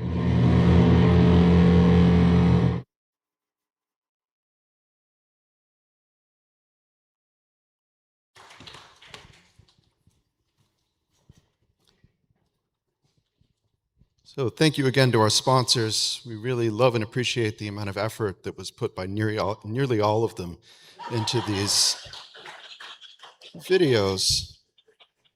So next we have Omnivore. Omnivore is a 3-person graphic design studio split across Brooklyn, Alice, Portland, Karen, and Los Angeles, Julie. These first-generation Asian Americans, working mothers, design educators, and small business owners have been collaborating since 2002. This quote-unquote 3-headed monster has been practicing for over 20 years from 3 different cities across 2 time zones. They will share their recipe for working alone together, reflecting on the practice of practice, the poetics of typography, and what it means to be in relation to each other across multiple channels. Please welcome Omnivore.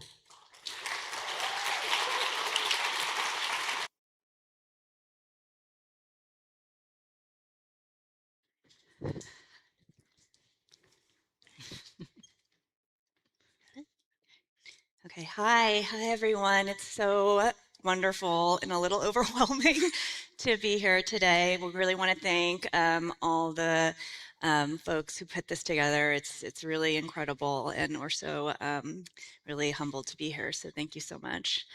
Here we go. I'm Julie. I'm Karen. And I'm Alice. To start a recipe for Omnivore, we would need the 3 of us working from 3 different cities, over 150 years of combined life experience, almost 10 cross-country and cross-town moves, 2 husbands named David, 5 human children, 5 cats, and 4 dogs, though only 4 are with us now. Friends, freelancers, web developers, and other collaborators. Omnivore studio life has been enriched through sharing. This exchange of ideas is reflected in our studio name. We are omnivore and omnivores. We are both a singular and a plural form. Nurturing the benefit of multiple perspectives and definitions is one of the core values of an enduring studio practice. We started Omnivore in 2002, before technology more easily facilitated working from different spaces. We would meet on 7th Avenue to swap files on hard drives. Meetings sometimes took place on subways, but that often left to us missing our stop. Fast forward to 2026. Sometimes life feels like it passes in the blink of an eye. Magic. But other times it is quite slow, which is also a kind of magic. We embrace staying small as a necessity and commitment, establishing the balance we like to call a 3-legged stool. Together, we try to find ways to delay the immediacy of the digital click, to tease out ideas or experiment with forms. Other times, deadlines necessitate that we have to work fast. We appreciate the long relationships that have sustained our studio. We have worked with some clients for multiple decades. Through all of this, all of the digital files, print ephemera, books, exhibitions, we share so much life together: heartbreak, joy, worry, happiness, camaraderie. The work and what we like to call the practice of practice is the thread that intertwines us. For almost 20 years, we've actually worked from 3 different cities. We communicate through the portal of our machines. weaving our work with the phantom limbs of our keyboards, touchpads, and mice. Working with our hands reminds us that our labor is our craft, which we hold closely from start to finish. As designers of a certain age, our motherly advice is to spell check. At its core, spell checking is a lonely task, a transactional exchange between the person and the machine. Click the button and phantom eyes review the text. However, spell checking does not always catch a correct word in the wrong place. We must always consider the importance of context. We are interested in how spell check, as a term, has a more familiar meaning, but the word spell has numerous definitions. One thing means many things. Spell check, similar to the word design, is both a verb and a noun.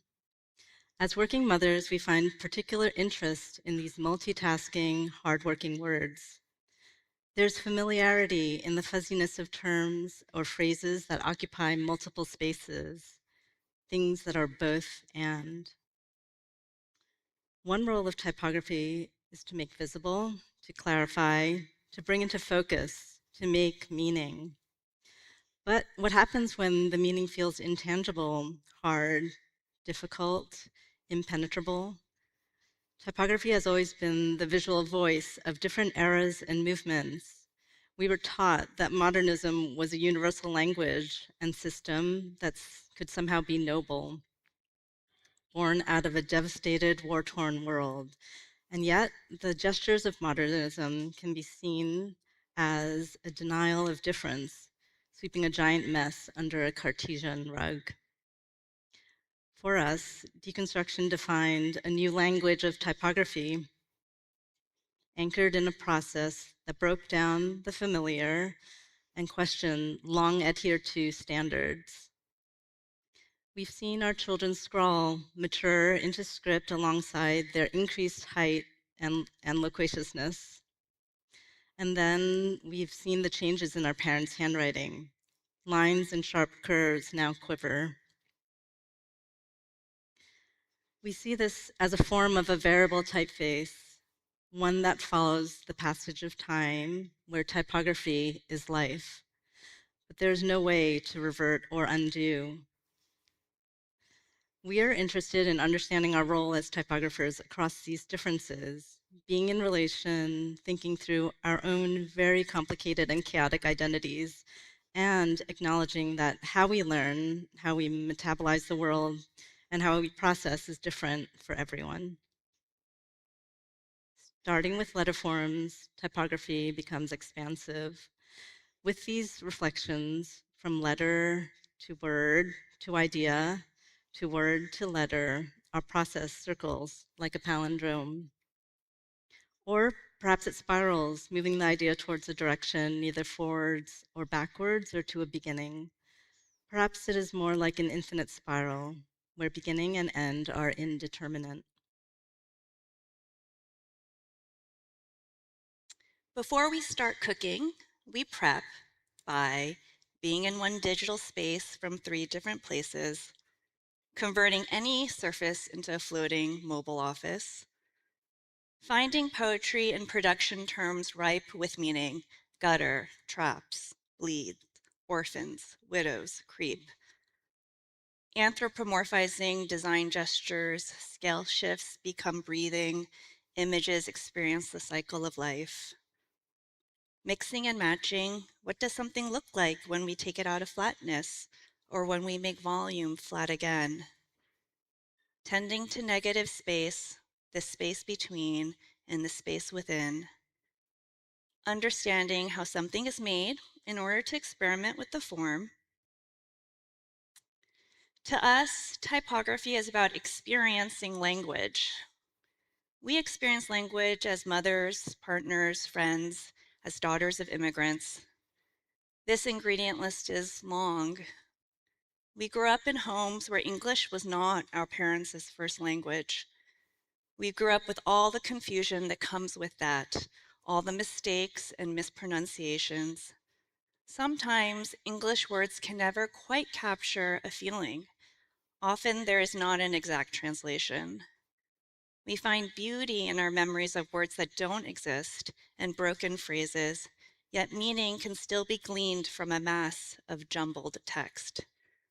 The volume, tone, and tempo of language is rephrased into typographic meaning, scale, character, density. In the introduction to Secondhand Time, Svetlana Alexievich writes, people speak many different languages. There's the one they use with children, another one for love. There's a language used to talk to ourselves for our internal monologues, on the street, at work, while traveling. Everywhere you go, you'll hear something different, and it's not just the words. There's something else too. There's even a difference between the way people speak in the morning and how they speak at night. Text on a page can be a performance, a song, a dance. It is a translation, a feeling language. In a 1978 Rolling Stone interview, Susan Sontag stated, "Thinking is a form of feeling. Feeling is a form of thinking." We feel that designing is a form of thinking. And so we could also say designing is a form of feeling. Feeling is a form of designing. Another evolution of this feeling language is through the lens of motherhood. When learning to read, one of our kids pronounced the word magician as magic can.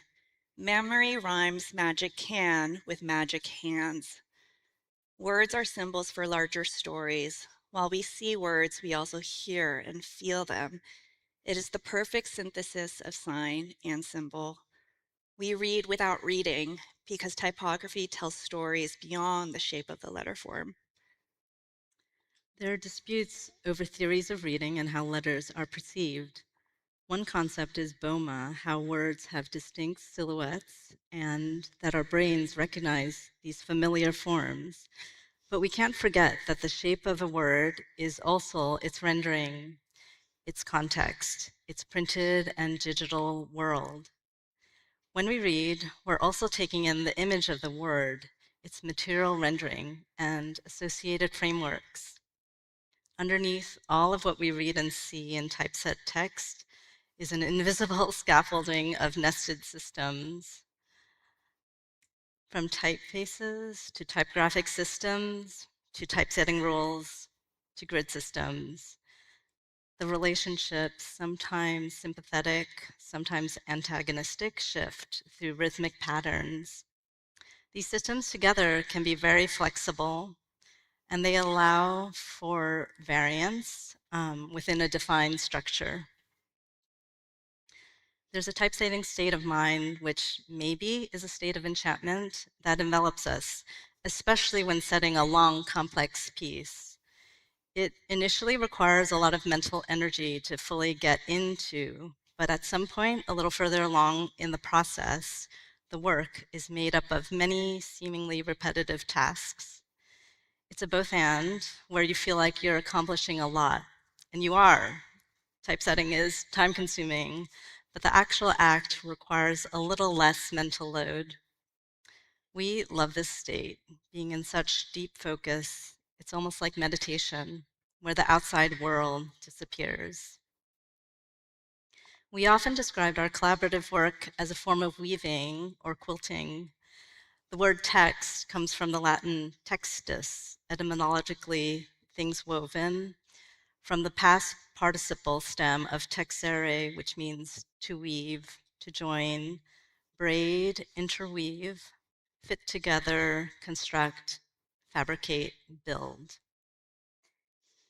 Through the act of designing simultaneously, we start files, pass them along, save as. We consolidate and compile, we build, discard, revisit, experiment, get stuck, ask questions, whittle down. We try to maintain a sense of wonder and intention. If design is feeling, and typography seeks to express feelings, how do these stories gestate from our hands and machines? Leaning on each other and learning from each other is how we work together. To make a composite of disparate parts takes trust and letting go, and also the excitement and anticipation that the work will change and shift like a mutation. The slow labor of making imbues letter forms into stories, or stories into letter forms. In the multiple dimensions of form and surface, type can embody the viscera of real life. The letters on the page, or invitation, or poster can actually mean something else. Invisible stories that no one will ever read. A souvenir of a father-in-law's failed battle with cancer. A diversion from the miscarriage of a baby that was wanted. It is bookmarked by the lonely teamwork of working one-handed, holding a nursing infant in the other arm. It is the flexibility of the mobile office when a daughter is in the emergency room with a brain bleed. It grieves with you when a sister is diagnosed with cancer. Typography becomes part of our own bodies by absorbing the narratives of our lives. It is the outside world and all its messiness, finding a way back into the computer and a new life. It's a kind of object baggage, like hidden footnotes in the design process. It is relational when the work changes you and you are changed by the work. Maybe this is how design can invert the traditional reading process. Design helps us read from the outside in, through perceiving feeling, before comprehending the actual words themselves. The physicality of typography holds so many secrets. Alone together began as two words, an oxymoron or a paradox, but evolved into a single word for us, one that is hyphenated, alone-together. When it's time to get to work, mix parts of migration stories, simmered Americanness, saute with contrarianness in the spirit of the 90s, bake with spoonfuls of chaos, garnish with the company of 5 non-humans and 5 humans of different ages and sizes, serve with a dollop of ease as we get older. Motherhood is also a state of alone together. The complexity of working motherhood extends beyond the first weeks when your baby is still a stranger. The messiness of small studio life requires making space for all the other interruptions, getting the kids to school, taking the kids to practice, doing laundry, cooking dinner, washing dishes. Traditional studio life doesn't permit devoted yet fractured commitment. We might clock wild hours, yet the work of living must still be done. At the start of most projects where ideas are percolating as nonverbal thoughts that live in a kind of liminal space of the conscious and unconscious, we feel a need for a quiet moment, a kind of alone time in our head that is often not quite alone, which these days is somewhat rare in the physical space of the live-work environment, but it is a necessary part of the process. Our digital landscape of Adobe, Slack, Zoom, iChat, Instagram, email, etc., further collapses ideas of time and space. We used to joke that as a studio, we were open 24 hours a day. Looking to better navigate the studio and home life has been a blurry quest since the beginning of Omnivore. Thus, we love the stubborn solitude, the lost hours, the quiet thinking of our time at our computers. We are in 3 different places, but we are only 1 click away. Typography is our shared space. Decision-making takes time, and there are so many different ways that work can be shared. Our magic hands are our many hands. We like to remember that behind design culture's spellbinding siren songs, there is true, actual labor. This is a kind of forgotten middle state where the designer is steadfast, wearing many hats. It's also the tension that holds things together. We used to avoid any kind of friction as much as possible, perhaps because we only considered one of its definitions as some sort of clash or discord.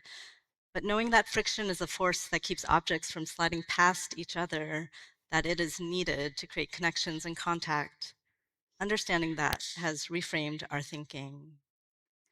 Just like the way our own family stories changed our understanding of language. We embrace how misfirings and mistranslations lead to reinterpretations. Reinterpretations are a kind of translation which reminds us that there are so many possible answers to the same problem, that there is never a single correct solution, and that we each have our own timelines, and sometimes we need to go against the grain. We value this alone togetherness. Alone together involves giving each other time and space. Alone together means we help pick up pieces, that our work includes care. It means asking to help or for help, even if it's easier to ask than to receive.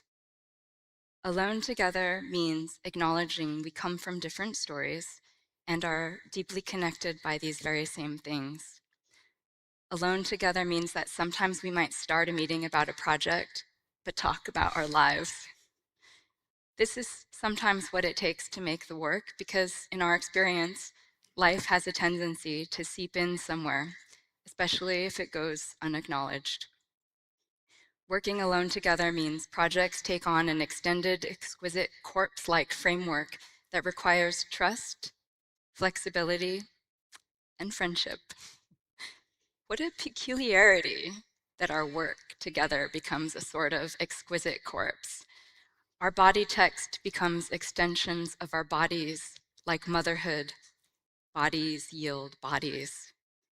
Letter forms are effectively an overall form and counterspace. The color is created by the letter forms as well as the word spacing. Nothing exists without the space around it. Perhaps the key is recognizing work can only exist when it is bolstered by life. We are integral to each other. There are no ideas without words, no words without typography. Thank you. Thank you. Thank you.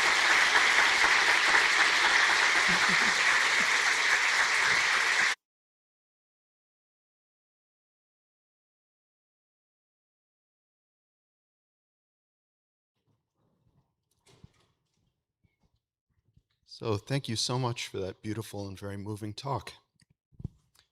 We're going to close out this morning's session with a talk from another member of the commercial type family. Julien Prier is a French type designer and graphic designer based in Montreux, France. His work spans murals at Nike's headquarters, a custom typeface for automaker Peugeot, and a unique typeface for the city of Strasbourg, created with designers Benjamin Blaise and Mathieu Reguer. In 2024, he joined our team at Commercial Type, where he works on a mix of commissioned and self-driven projects. Though Julien studied calligraphy as a foundation for type design, his work isn't just a digital mimicry of what he draws by hand. He's going to talk about the bridge connecting the two disciplines. He thinks on paper to draw on the screen, using the strengths of each medium to come up with inventive shapes. Please welcome Julien.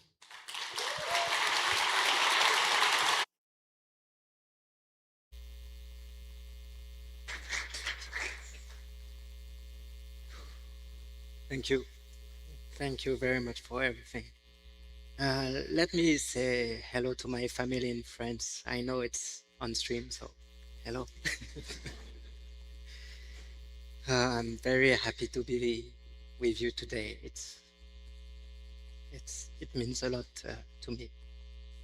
For me, calligraphy is a mark of the instant. You trace the moment. You share your emotions. How do you feel? What you have in your head? It is a deep connection between you and the medium. You trace and you leave it to assume what will happen next.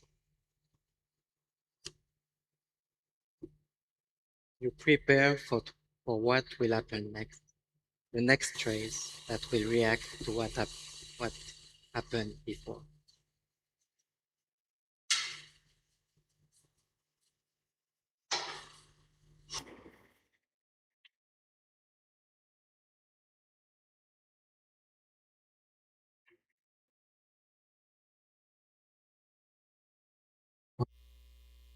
This process comes from school. Frank Jalot was my teacher. He passed away last year, so around 20 years ago. I was in front of a jury. It was just only 4 people, but I couldn't pronounce a single word. I was too much introverted. He took me under his wing and told me, "You can come in my class if you take some theater courses." But I didn't. So it is really hard to me to believe that I'm in front of you today, talking in English. So everything is possible. His heritage continues to live today through all the students he had. And now with Mathieu Reger in Estienne, you start by studying with a brush or a nib, copying classics. Then you draw the letter on tracing paper until you are ready to go on the computer. It is basically what I personally continue to do. So I will focus on these 3 aspects: stroke, structure, and group. When we think about calligraphy, we see swashes, ornaments, but actually it can be used to sketch ideas. In calligraphy, you exercise yourself by tracing straight strokes. You try to keep the same rhythm between the strokes. Then you do the curves to do the O's. This is maybe the hardest exercise. I continue to do this. I start every calligraphic session with this exercise. Here is a demonstration I did with my daughter. We focused on how we build letters with her strokes. If you are beginners, forget about the swashes. First mistake is to go crazy with ornaments. Please do not worry too much about the quality of your strokes. It will come with time and practice. So with death strokes are component.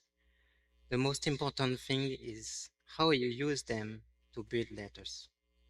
From the same curves, you build the O.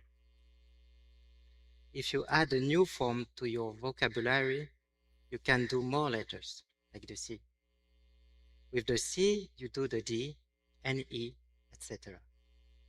This vocabulary will help you to build a system to start a coherent new concept. And this is what we did for azimuth typefaces. I decomposed my gestures to show how the letters were built. The calligraphy sketches helped me to take the time to think about the project. We made a selection of what was interesting to keep, and we built a system to reveal the construction of the letter through the 3 weights. As you see, different strokes, but the same construction. The calligraphy doesn't look like the end result. With this project, we want to show how we can assume tools and how far we can go from calligraphy to digital drawing. Even if there is no trace of the hand anymore, it comes from fundamental calligraphic researches. For this custom project, we wanted to think differently the usual relationship, regular, bold, italic. So users can have the feeling of diversity with a very limited number of variants. This lecture is about what's behind the font. So if you want to see more about Azimuth, please go on the website.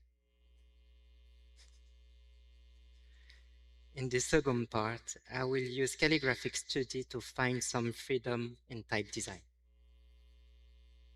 When you do calligraphy, every letter can be slightly different. They can adapt. You can add detail to correct something too wide, like the N here in Julia, or correct the spacing between K and O here. For this project, I tried to be as close as possible to a typeface, but by hand. It is important to me that it stays this way, because I consider there is charm in the mistake. I think if I did a digital typeface from this, it will lose its nature. While in type design, I'm fascinated by finding system. In the Latin alphabet, based on the Roman capital, the shape of letters can be divided into different groups. Let's just focus on these three: triangle, round, and square. When you do calligraphy, you trace freely directly the shape on the paper. The letter appears when you trace it. The next letter will adapt to the previous one following the writing system. Here it is from left to right. While in type design, letters are encapsulated in rectangles.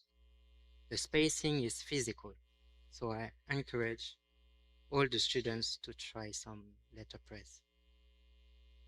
So our groups looks more like this. Wait, did I show this? You also need to be aware that the letters should work together in both directions when you use the typeface.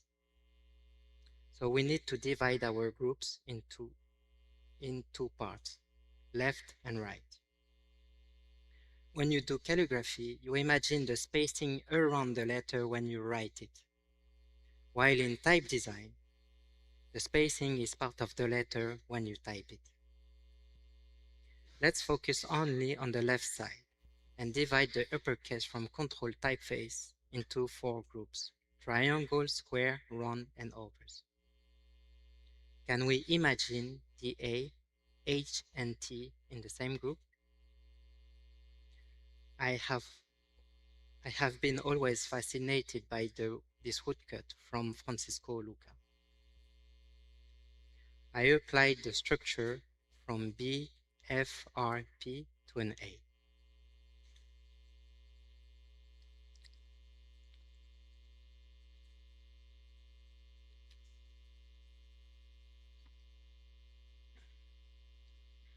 I didn't change the speed of the video, so this one is quite slow. Sorry. I wanted to capture the movement and put it in a rectangle. They are kind of introverted swashes, meaning everything happened inside the typographic box, and I was happy that the A and T could finally share the same group with the H. So I'm not saying here that Zafino is bad, but calligraphic typeface can be hard to use and to set in all caps.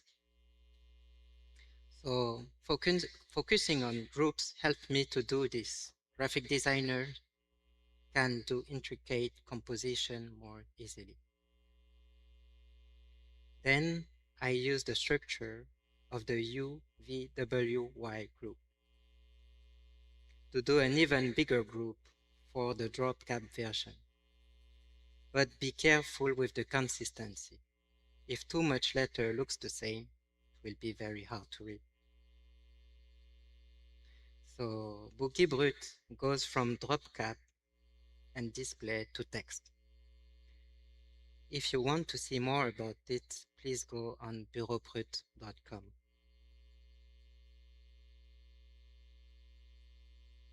Within the structure, I am looking for an organic system about contrast, speed, and emotion. The ductus is the direction and the order of your stroke. In a way, The ductus defines the structure of the letter. To explore the ductus, I practice calligraphics freestyle. When you go slowly, you have time to add a lot of detail. I don't know what I will do next. It is improvisation. The letter adapts to what I did before. It reacts to the space available around. For Plus, I had to do a wide serif typeface. It was logic to start with calligraphy. It was the most natural way to trace large curves. And it helped me a lot to design curves that doesn't feel stretched. And Plus has two different sets of uppercases, Roman and black letter. So it is easier to mix different styles when you use the same tools. Like with the same nib, with the same angle, with the same ink, on the same paper, at the same speed. It is a way for them to share the same origins. So calligraphy is good to find the general shape, but in my opinion, it doesn't feel natural at all to do serif with a broad nib. It is very annoying. So the next step is to transcribe the calligraphy into a drawing. I will precise the contours and take more design decisions. I like to think on paper. It facilitates the transition with the computer. When I go digital, the drawing is getting even more rational and sharp. I'm looking for tension. In other words, I can finally draw everything I can't do by hand. With calligraphy, if you do a spacing mistakes or you forgot a letter, you have to do everything again.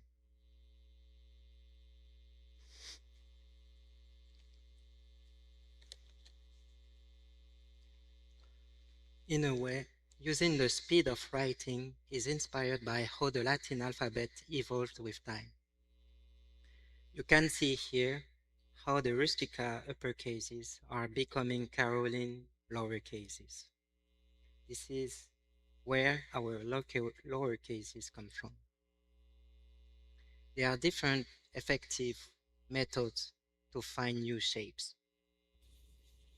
I really like the one-line exercise. Without lifting the pen, to simplify the structure and to find shortcuts.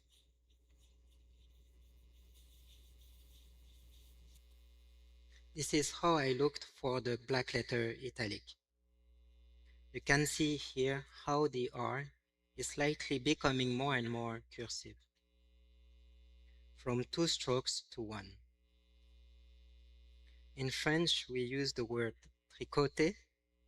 It means knitting with your pen. You write until you achieve the right color and rhythm. In this case, the typeface is quite close to the calligraphic researches. Without calligraphy, I won't be able to do this. This is the group from Plus. UVWY joined the group of the B, and the E joined the group of the round. If you want to learn more about Plus, please do. There are a display and a text, and s'il vous plaît, send me your in-use.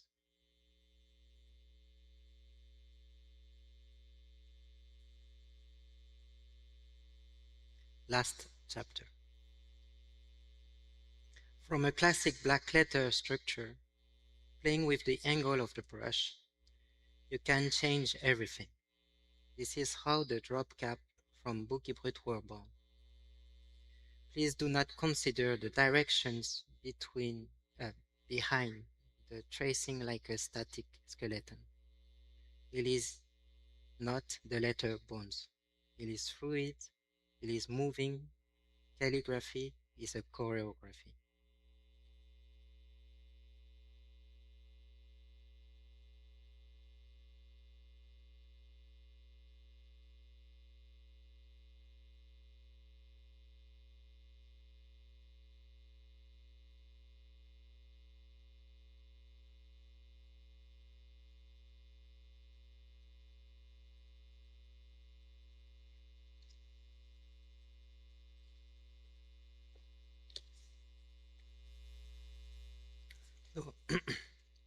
There are different ways to sketch the structure of a letter. I really like the one on the right, the frame option, because it carries more information and emotions. I use it a lot to simulate and add thickness to my letter. If calligraphy means beautiful writing in Greek, is it possible to do ugly calligraphy? And what's beautiful anyway? Johan Mine was aware about my angry calligraphy experiment. So when we had to do the light version of the Bruggebrood drop cap, Johan told me to use this experiment. It took me a while to digitalize this. So at that time, I thought this version will help us to be seen in a crowded market. But I was really not sure that people will use it. But you did. Merci beaucoup.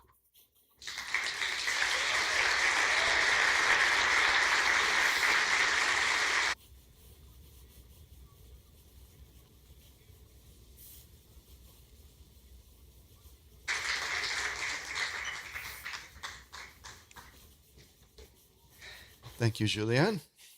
Thanks. That concludes our morning session. But Julien has a couple of his sketchbooks with him, which he's going to have available, if you're curious to see them in person, in the library during the lunch break.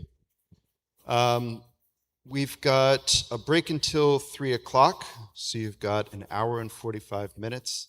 And then please come back for the presentations after lunch, plus the roundup at the end and the conclusion of the conference. Thank you all very much.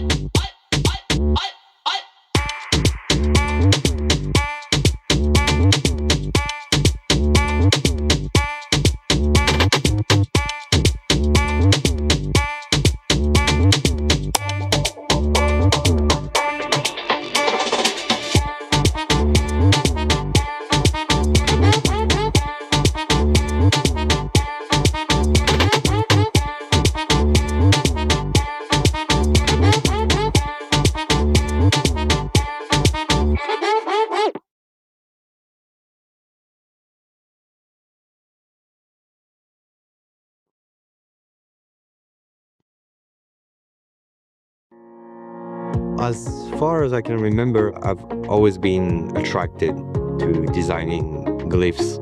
I discovered that designing fonts was actually a craft. I launched BaseType in 2016. I started the company in Lyon. The partnership with Monotype has brought us a lot of opportunities. It's a big thing, you know, like when you're a small independent foundry in France and you manage to have the opportunity to be hand in hand with such a major actor is awesome.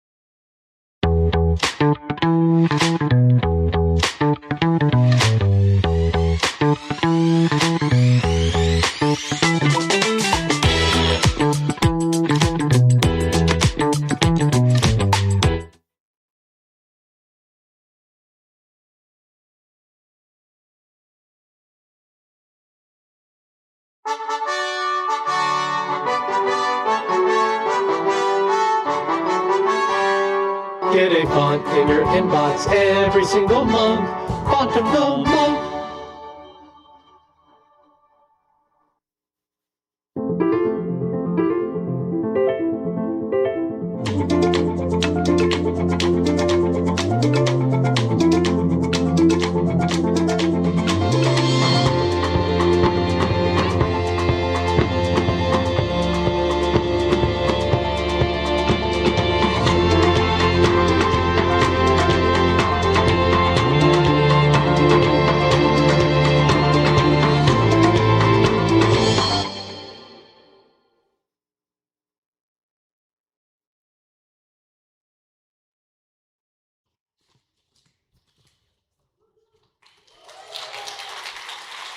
Hello, hello, welcome back.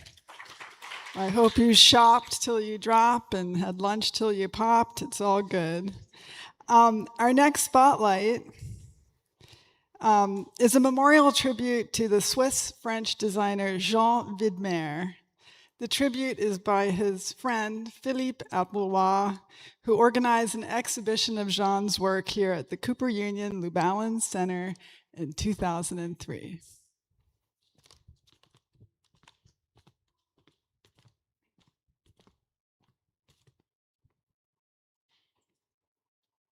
Today, I pay tribute to Jean Widmer, a monumental figure in 20th century graphic design. He was an heir to the Bauhaus, a lover of performing arts, a puppeteer, a draftsman, a painter, and a sculptor. Always precise in his creations, his strength was his calmness.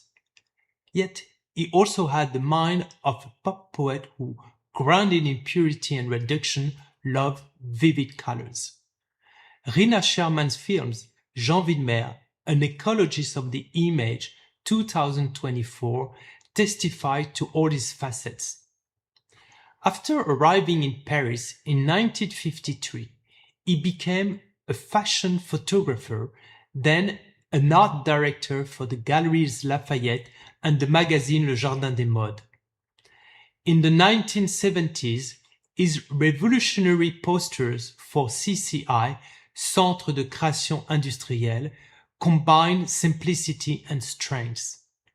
As an educator, Jean reformed the curriculum at ENSAD, where he trained generations of graphic designers and art directors. He founded his agency, Visual Design, with his wife Nicole. A true incubator of graphic designers, the studio created visual identity for major French cultural institutions. In the early 2000s, I reunited with Jean in New York for an exhibition of his work at the Herb Lubalin Study Center here at Cooper Union, where I served as curator. Agnès B., a close friend of Jean's, produced a collector's t-shirt with a mosaic of pictograms. In 2019, the Centre Pompidou invited him to redesign the logo as he had originally envisioned it in the 70s, with 5 rather than 6 stripes, the latter was having been chosen to reflect the building's 6th floor. It was Jean's stroke of genius to translate the iconic architecture of the Pompidou from 3D to 2D. The Pompidou logo regained the precision and balance that made it timeless. Timeless, Jean was as well. He was always attached to the essential, swinging between poetry and integrity. It's shown in his silhouette, tall, slightly long hair, a touch nonchalant, wearing Mao collar shirts. He was never outdated and never will be, because he was by essence a visionary.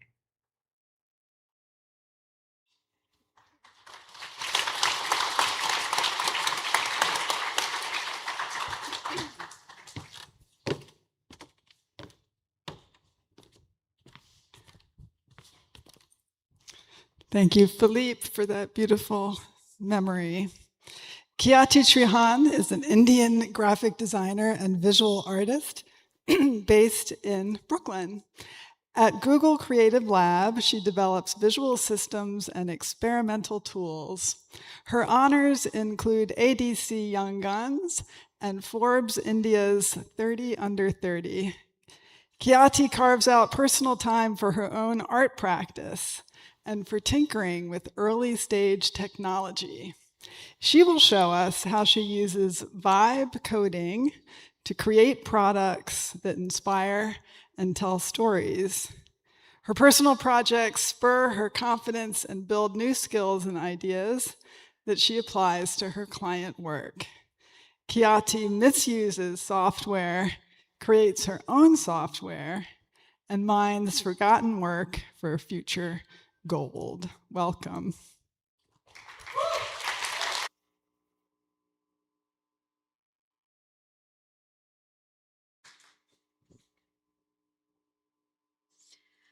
Ellen did a good job of saying my name, so I don't have to teach y'all. My name is Khyati. I just got back from Cannes, Lyon last night, where we hosted the Google Creative House. It was home to 3 days of experiences, installations, talks, panels, and workshops for a small group of folks that we invited. And a bunch of us that were involved in making the whole thing also actively taught a few workshops. Mine was called Living Letters, where we designed custom typography tools to make kinetic posters. And to get everyone started, I gave out these fortune cookie-esque quotes from a bowl. And then I picked out mine. And it said, "You are under no obligation to be the same person you were 5 minutes ago." And it's stayed with me since, not because this is some woo-woo cosmic, sign, but I think it mirrors some of my career choices. And it started young. I grew up in Delhi, in India, and I went to a free progress school called Mirambika. And the job of a teacher there wasn't to prescribe syllabus. It was instead to help kids figure out what they're good at. And you discover what you're drawn to only if every subject gets equal opportunity. That meant we took theater and music as seriously as math and science. And when you give kids that kind of freedom from the beginning, they choose to learn. A side effect of that kind of education is you choose everything because everything's fun. And my adult life is still suffering from this hangover. Here's a tidier version of my CV. But this is a far more accurate version of all the places I've worked at, all the roles I've assumed, and the side projects I've done. I worked at branding studios in India, interned at a type foundry, had an augmented reality phase, like I think some of us did. This one was with Snapchat spectacles. A classic case of like, I'll say yes now, but I'll Google how to do it later. I've been a brand designer at Sovereign Objects, where we built worlds like this one inspired by Spanish cafe culture for a book discovery app called Tortulia. And I had a fairly long stretch where I took up a lot of editorial illustration work for newspapers and magazines and made specifically 3D illustrations and animations. And and somehow fell in this really fascinating corner that is scientific articles. And while I had those commissions, I was still doing personal projects, trying to be a student out of school for as long as possible, making up assignments that nobody asked me to do. And now I work at the Google Creative Lab. It's an experimental creative team within Google. It's made of designers, writers, filmmakers, technologists, team leads, strategists, producers. I'm pretty sure I'm forgetting, like animators. And we help communicate Google's innovations and also further existing research. And seeing what you've seen in the past, 3 minutes and heard, it shouldn't be surprising that when I don't have to go by visual artist or design lead, I like to say that I'm a sum of parts kind of designer, which you can't really put on LinkedIn because that makes no sense to anybody else. And as I moved through those parts, it became clear to me that my ideas get better when I make. And the more ways that I can make, the more I surprise myself with what I'm capable of making. So, as a fairly traditional graphic designer, when I sat down next to a motion designer and bothered him a lot during an internship, I started looking at everything and asking, what if it moved? Even if slightly. Like here for my sister's lyric video that combines a pretty low quality phone video that I've treated heavily with public domain art and these floating words. Or here where the weight of the letter forms that I drew emphasized the gravity and history of Black History Month at IDEO, while the colors and motion celebrated it. And getting comfortable with motion principles came in really handy when I, storyboard, and I do that a lot at the Creative Lab. And I storyboarded this sequence for a film, diving deeper into our process of making text effects, which is a collaboration between Google Creative Lab and the Grammy Award-winning artist Lupe Fiasco. Text Effects is a tool we made pretty early on, designed to help rappers, writers, and wordsmiths expand their process beyond, what's available to them, which is a dictionary and a thesaurus. And the tool drew inspiration from literally what's going on in Lupe's head, because he was very, very involved, and all the lyrical and linguistic possibilities and techniques he's developed throughout his career. And then I started getting my hands on Cinema 4D and zipping through Grayscale Gorilla tutorials. And everything I touched had volume. And it quite literally unlocked a new dimension that broke my brain a little bit. Like I didn't understand how to even rotate, and that felt disorienting. But eventually, I just started using 3D in everything, even the bits that didn't really need it. I participated in this concrete poetry workshop hosted by BBDB Studio, and we talked a lot about what freedom means to us as women. And there's always been a really strong correlation between night and day and inside and outside. Super simple. When it's night, we stay inside. Days allow us to go outside. And you don't notice it, but this correlation is so much starker for me and other women because of safety and the threat of sexual violence. Like daylight moved to Berlin, I didn't know what it was like to loiter at night. And to express space and confinement, even if the output meant to be a concrete poetry piece, which is traditionally flat, it made sense for me to rearrange text and think of it spatially. And sometimes I wonder if I would have even arrived at an idea that dealt with my relationship to spaces if I wasn't so comfortable making in virtual ones. All the funds from the sale of this book went to the NGO Women for Freedom. I experiment with what looks like an in-between treatment, using 3D tools and 2D textures, and the possibilities are actually pretty endless. I've been reading a lot more since I bought a Kindle, and it fits perfectly in my bag.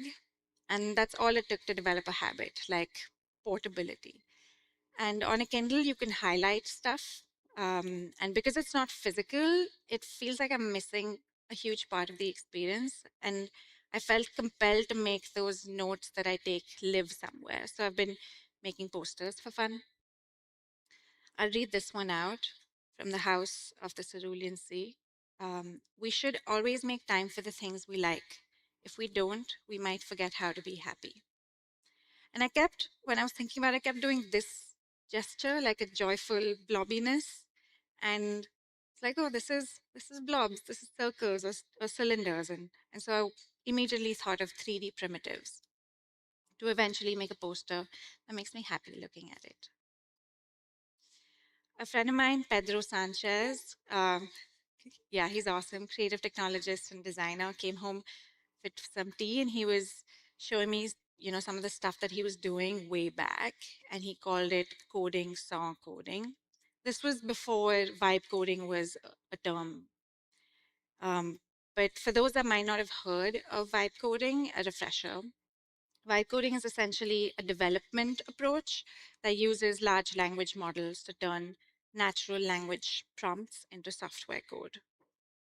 And as I played with it, I started looking at everything with that lens. Like, what if the forms that I was playing with reacted to my cursor or they were interactive? And this process is not new. Whenever I'm learning something completely fresh to me, I find that it's really helpful for me to start with something old. It makes the unlock really obvious because you literally have a before and after in front of you. So, for example, on the left are these stage visuals I made for my sister again for her Lollapalooza performance way back in like 2023. And on the right is a more recent interactive sketch that borrows elements from it and kind of reinvents it. The cursor is basically a huge text piece that switches to a new synonym of the word break every time you click a form to break it. And there's really no stopping once, it unlocked this capability. Like, what if I turned a very non-reflective surface, like a ruled piece of paper, and made it reflect my image through a camera feed that distorts lines based on luminosity levels? Or a water droplet shaped cursor that waters the letters and shoots grow out of it. And an extension of the same device, but as a game that puts maybe a more positive spin on Space Invaders, where ASCII flowers grow taller as you water them. And I eventually brought vibe coding to my posters of quotes from books I love project and developed animations that I wouldn't have made otherwise. And I think this is a good example of how one skill has still been useful for another new skill. Like if I hadn't made materials in 3D, I wouldn't know what Perlin noise deformer is. Or if I hadn't drawn Beziers, I wouldn't have known to ask to distribute the nodes of the SVG I uploaded equally so that the distortion is a little more even. For this one, slightly shady, confidence is silent, insecurities are loud. I was trying to emulate like a bloating and unbloating ego and meant to prompt the circles to kind of grow from the center. But then I got this back when I prompted it, which made the axis, like the axis was at the top, so the circles were growing downwards, and it added like an unexpected heaviness to the treatment, and miscommunication basically became serendipity. I also tend to lean towards vibe coding, especially when I think interaction would help convey the meaning better. I'm going to read this one as well. It's a simple idea, but also stupid. Thing is, when stupid ideas work, they become genius ideas. Love this one. The cursor doubles as text and draws directional lines towards it. That could be both, expression of ideas and of space, because this is from Project Hail Mary. And now that I'm making both the final visual asset and the middle tool that helped me get there, I share both out. And what's wonderful about that is that other people can not only play with the tool, but also riff on it. And this was a completely new feeling for me. I thought I'd feel kind of cagey because it's like sharing a working file, but it was actually really gratifying to see someone else make the tool more complex and more useful for them. And I think this is maybe more a part of developer and coder culture where they share a lot of their code. Like you can literally right click on a website and learn from it, and that's how that field is growing so fast. These were still like small experiments for myself, but by some miracle, Bridget's email showed up in my inbox, and it felt like the right opportunity to maybe apply some of my learnings. Young Guns is a portfolio competition by ADC and the One Club for Creativity, and every year they invite a past winner to reimagine the visual identity. I started this exercise by looking up all the previous Young Guns winners, what they're up to, and it was so clear that the work that they won with was no match for what they're making now. Nobody plateaued. And isn't that the best signal for an award that met its potential? And then you had to like try and visualize that momentum, that hands-on spirit that's kept them moving and pushing past the obvious all these years. And so the word mark is a flexible system of wheels or gears or anything you want to, see in it, anything that turns and promises motion. And as I wrote that on a slide to present back to the One Club, I got this flashback of a Bauhaus exercise from my foundation years in NID, which is where I studied design. We'd get multiple printed strips of keyframes from an animation, and we had to cut out squares, as many squares as we needed, and rearrange them in an 8x8 grid. And the point was to create compositions that had visual rhythm. And here I took it a step further, and instead of using a still square, made a frame by frame animated unit, and then rearranged it in an 8x8 grid. Still the same exercise, except this time instead of picking different frames for different parts of the grid, I just picked different starting points of my looping animation to create this composition. At the same time, I was thinking, could it carry the messaging I was workshopping, while I was making visuals? And, fresh off the vibe coding board, I was like, why not? I can make it. And I made an ASCII tool that lets you upload the animation, a black and white animation, and essentially paints the black parts with whatever I write on the left panel. This one here uses Martian Mono typeface. And this is what you get. An ASCII animation that says it's going places and acts like it by never staying still. And it all came together. I used a pretty heavy weight of milling by 205TF, which was such a perfect addition because it offered the much needed contrast on the page. And most awards have an award ceremony to go to, and I had so much fun making these stage graphics for all the transitionary moments, making the wait a little more fun. This is how it showed up on socials, because getting to be on the jury is also a huge honor.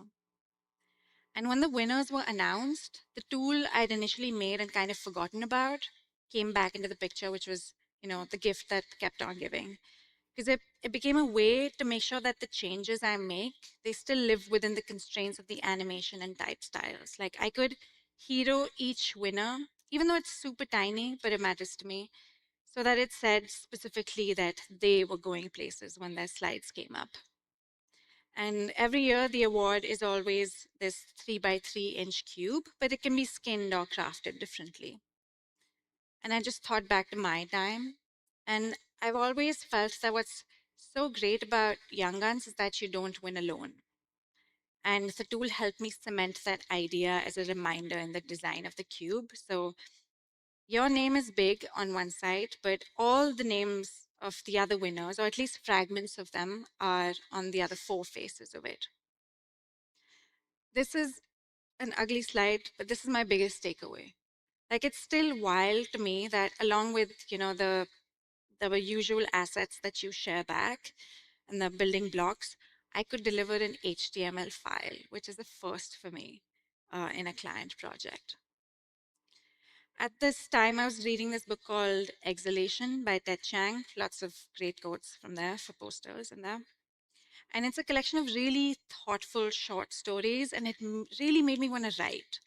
Like, and also look inside his brain, like what did the napkin sketch look like, that first draft of a story, when you build out the essence, the bones. And I looked up interviews, couldn't really find anything. And then having made enough vibe coding sketches, I was like, wait a minute, if it doesn't exist, maybe I can just make it. I used this tool called Google AI Studio. I called it Story Arc Engine. This is maybe not so much tool or sketch, it's kind of venturing into digital art or digital experience territory, but it basically lets you deconstruct existing stories through the lens of a narrative arc. So it's kind of retrofitting it into these 5 parts, and it gives you like a bird's eye view of the narrative. You can also tweak a part, like here, I think I tweak Harry Potter and Voldemort become best friends or something. And you can see how that change trickles down and reflects, or affects the rest of the story. The goal isn't to make it right for you. I kind of treat it like a worksheet to learn from other stories, make first drafts, and then kind of go off on my own. And I think I'm doing this more and more, where I'm making things not just for fun or for clients, but also for myself or for a moment, for my life. And this is a good example for it. Like we wanted to watch a movie, but make an informed decision based on what kind the group wanted to see.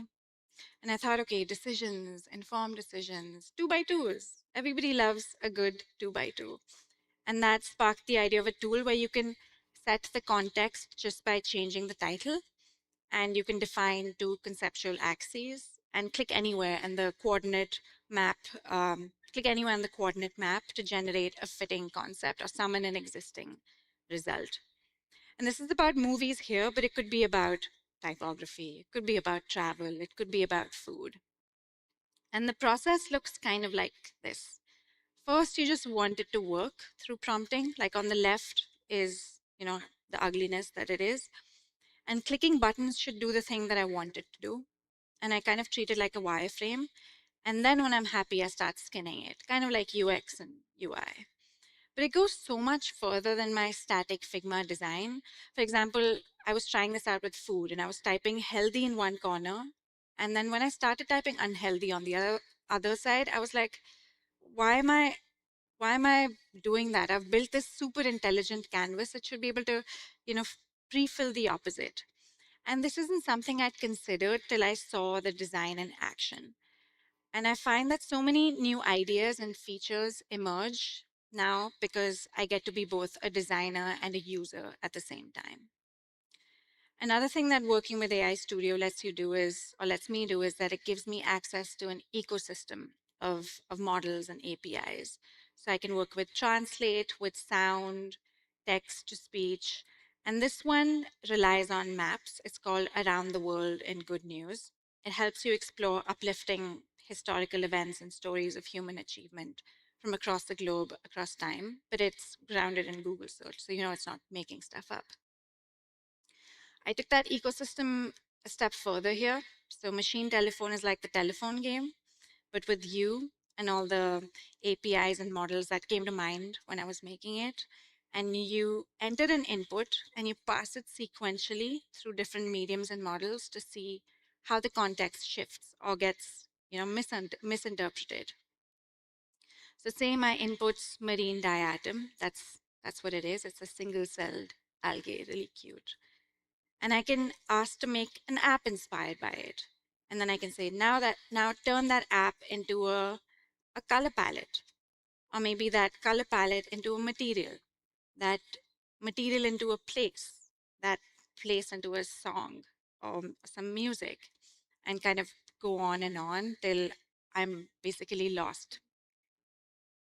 And I took my sweet time making this, marinating on the details that don't usually get the love that they deserve. And I know that the assumption with vibe coding is that you hit a button and something magically pops up. And sometimes that does happen. But even if I get it in one shot, I just make sure that I don't stop there because good ideas take time. And if I hadn't slept on it, I may not have thought of that, tiny dog ear in the corner of the input card to signal that you've hit enter. There's a palpable difference in designing digital experiences like this. The only way that I can describe it is it's like the difference between seeing a blueprint of a room versus also getting to be in it.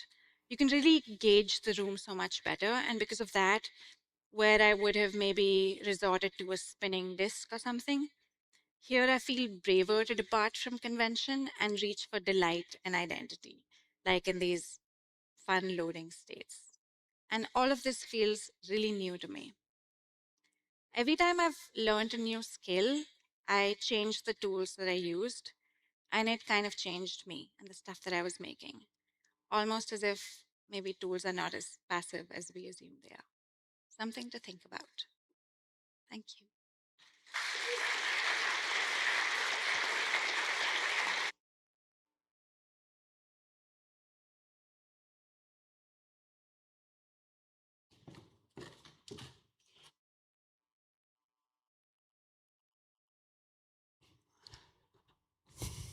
Beautiful work, Yati. Thank you. So much to think about. And now here's some more to think about. Kiel D. Muchelnaus builds computational tools for bespoke typography and motion. His open source space type generator has been adopted worldwide for everything from music videos to murals. His client work spans Nike, Google, Spotify, and Netflix. Rather than designing type, Kiel designs tools for type. Code is the hand that draws the letters. Instructions are the design method. In Kiel's astonishing work, craft collides with chance to create fresh forms of beauty. Welcome, Kiel. So great to have you here.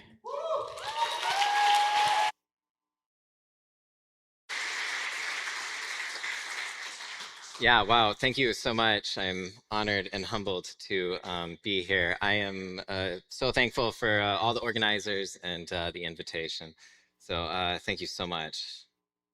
Okay, I am Kiel D. Muchignaus. The D is for danger. I'm here because over the last few years, I've really kind of dove into a new way of making where a lot of my work is being created through code and motion and experiments with typography and stuff like that. And some of these experiments have kind of culminated into Space Type Generator, which is an online housing website for all of these dozens of tools now that allow you to interact with typography through a series of sliders, enter in your own type, and really get into the experimental making. And this has really opened up a lot of really fun conversations. I sometimes see little pieces of Space Type Generator on websites or on other people's social media feeds, or there's a risograph print that I quite like that's using one of my Space Type generators. I've also found it in editorial work that I didn't do, but they asked me if they could use it. And it's always kind of satisfying seeing other designers use your work.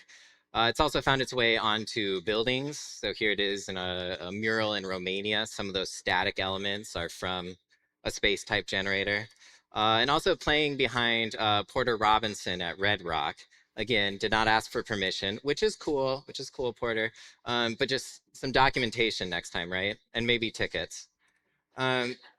It's also opened up lots of conversations with art directors and creative directors, and I've gotten to use some of these modes of making in editorial illustration and perhaps more robustly and excitingly with agencies and clients to create custom tools that they can use or that they can have in-house teams use to automate visuals, statics, or motions, or even think about identities in kind of a more generative way, which is super exciting.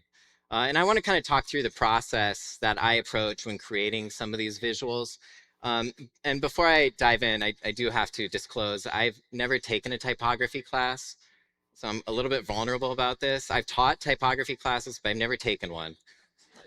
So take all of this with a grain of salt. And if you were a student of mine, I'm sorry. So historically, right, our instructions for letters have been very regimented, built out of metal. And the choices we've had have been very constricted and kind of reduced.